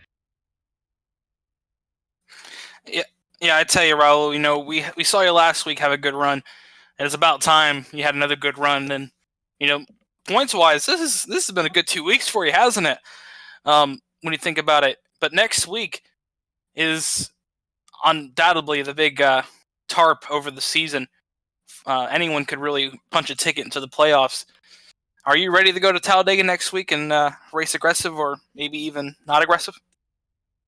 Yeah, for sure. We're ready as we can be. You know, it's Talladega. There's really no telling what can happen at that racetrack. It's whether you run in the front pack or in the back, it doesn't matter. You can still get involved into something. So our plan is to just have a good run and try to be there at the end, like we did here with this here at Atlanta, and hopefully make another run.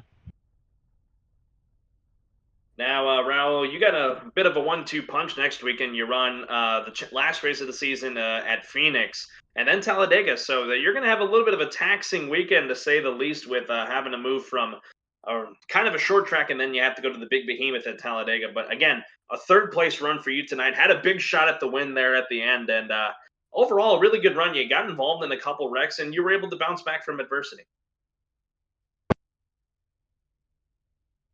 But before we let you go this evening, anybody want to give a shout out to?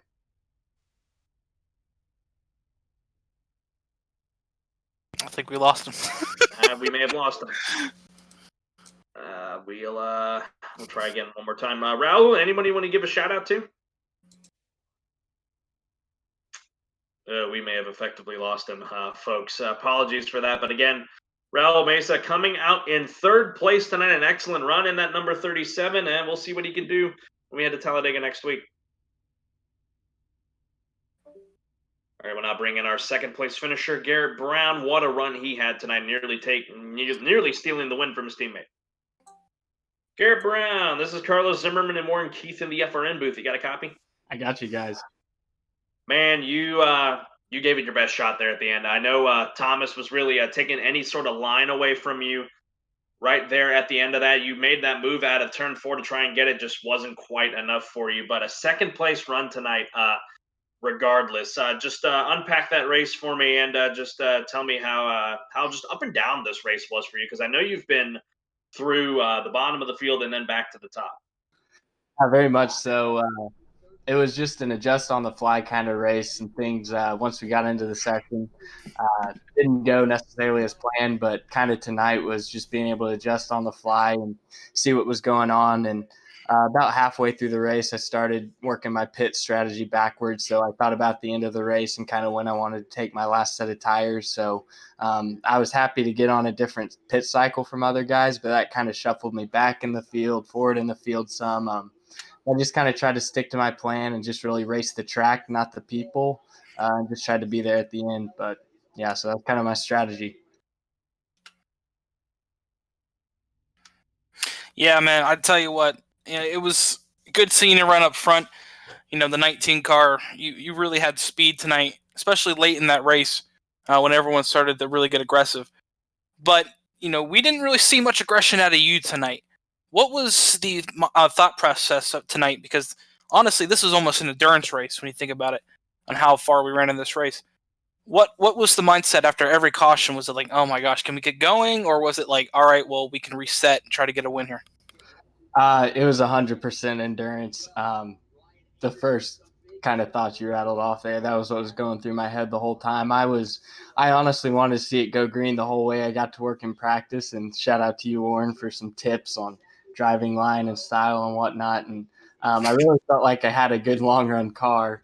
But, I wanted to see us go green, so every caution was kind of frustrating for me, and I knew the field really wanted to get racing, and it turned into an endurance race with how many cautions we had. So definitely wasn't what we wanted, but can't complain with finishing number 2, and it's okay when your teammate finishes number 1, I guess, although I wanted to take the 19 to victory lane. But I tell you what, you're going to have a big week next week at Talladega if everything goes to plan. Yes, sir. Looking forward to it. Hopefully we put on a good show for you guys. Thanks for doing it, as always. Appreciate you guys. Yeah, of course. One question, and then I'll let you do some shout-outs. Let's give me your mindset. We've asked a lot of drivers that we were bringing in and out of how they're going to attack Talladega next week. Are you going to be one of the aggressors, or are you going to hang back in the field? Much like your teammate was telling me, and Chris Wilson, he was saying that he was going to try and wait in the back and let the track to come to him. What's your mindset? I echo what Chris says. I think my plan is to kind of ride around in the back, just get it back to survival type of race, hopefully get some green flag runs. And I think if we can get long green flag runs, some of the technicalities of racing are going to come in, being able to hit your marks, getting onto pit road, get your car woed up. So my plan is kind of to just do how my style's been since you guys have been covering us, but it's to keep my car in one piece, keep it in good shape, keep it out of the fence and out of trouble. And then kind of the last 30 laps or so of that race, really then kind of make my move to the front, kind of like I do most weeks. So that kind of fits my style to a T. So I think I'll stick to that for next week. Alrighty, Garrett, before we let you go this evening, we'll talk to your teammate, the winner tonight, Ryan Thomas, in a moment. Anybody want to give a shout out to? Sure. Always shout out you guys for the work you do. Great win for Ryan Thomas. Shout out to him as well. And then shout out to my family and friends for watching and supporting. Gary and Marlene and Max and Richland. And then my friends Austin and Alex and my buddies around here that kind of keep me going and pay attention to the league and keep me motivated to run my best. So thanks. Alrighty, that was Garrett Brown's second place run tonight in the number 19 for Curtis Wilson Racing. We'll see you next week at Talladega. Yes, sir. See you guys there. Looking forward to it. Alrighty, let's bring in our race winner, Ryan Thomas. Well-deserved win. Ryan Thomas, this is Carlos Zimmerman and Warren Keith in the FRN booth. You got us? Got you loud and clear. Man, oh man, you, much like your teammate and we just talked to, Garrett Brown, had a pretty up and down race, if you will. And you fought back from an early wreck early on and getting shuffled back through the field, and once you took the lead, it was really hard to get it away from you, especially in those final 15 or 20 laps. Just run through me what you were thinking throughout that whole last bit of that race. Yeah, that last bit, the waffle guys behind me looked really fast, and I was just trying to get as fast through the corners. I didn't learn until later in the race that you can go flat out the whole time on fresh tires. And I was up and down all the time, too. Like, I almost ran out of tires at the end if we had another caution. Yeah, I was going to say that, if we got that other green-white checkered, if the field would be looking at the chops to get you. But, and like he said, you had an up-and-down night. Great job on the win, first off. You had one of the top cars to beat. We knew that. But it must have been frustrating midway through that race to be shuffled to the back and try to work your way back up. What was the thought process when you got into that wreck? Was it, okay, let's calm down, take a breath, let's not get angry, make our way to the front? Or was it not drive easy and just aggressively pass everyone you can? So right after that one wreck, there was no caution. So I had a ton of damage, and I was like 3 seconds from getting lapped, and then a caution came out, which kind of saved my night. And then after that, I was going full steam ahead because I was a lot faster than the guys back there, but I kept getting involved in wrecks after they already happened in front of me, which kept putting me back. Well, good job on the win tonight, man. Hopefully we'll see you running up front next week at Talladega. Thank you. Before I let you go this evening, Ryan, I asked Garrett this question as well.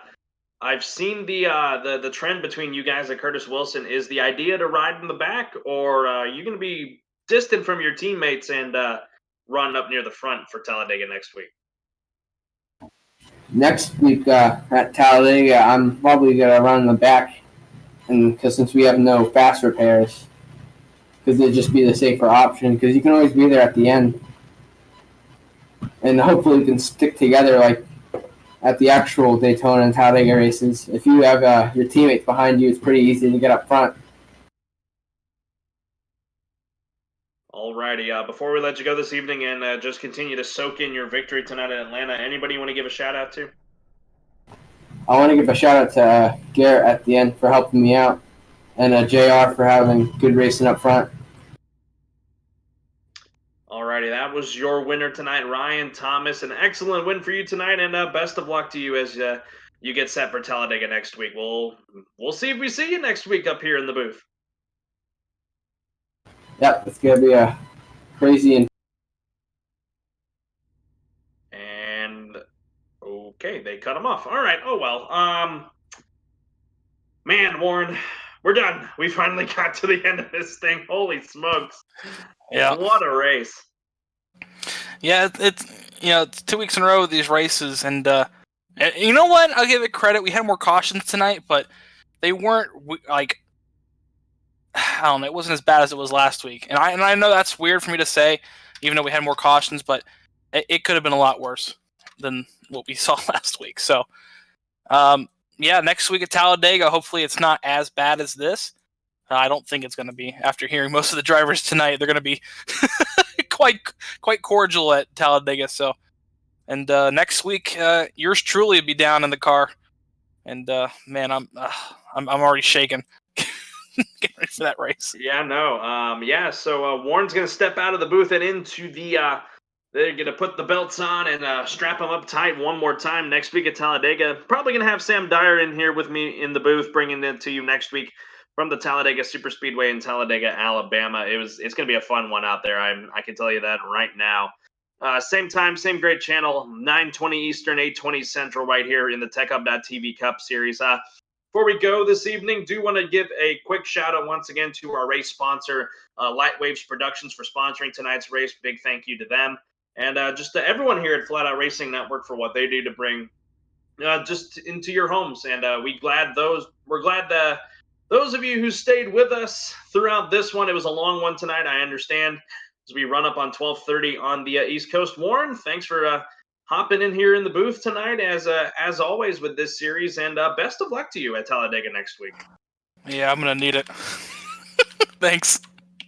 Yeah, no problem. I'll be back in the booth this coming Saturday. The finale of the Chris Cup Series is going to come to an end. 4 drivers fighting for a championship in the inaugural Chris Cup Series season. Myself and Logan Brakey will be on the call for that one on Saturday, 7 o'clock Eastern, 6 o'clock Central, on the Flatout Racing Network YouTube and Facebook page. But that's going to wrap things up for us here in Atlanta. For Warren Keith, I'm Carlos Zimmerman. Thank you so much for joining us. Once again, your race winner, Ryan Thomas, in the number 20 for Curtis Wilson Racing. We'll see you at the big behemoth itself, Talladega, next week. Good night, one more time from Atlanta, Georgia.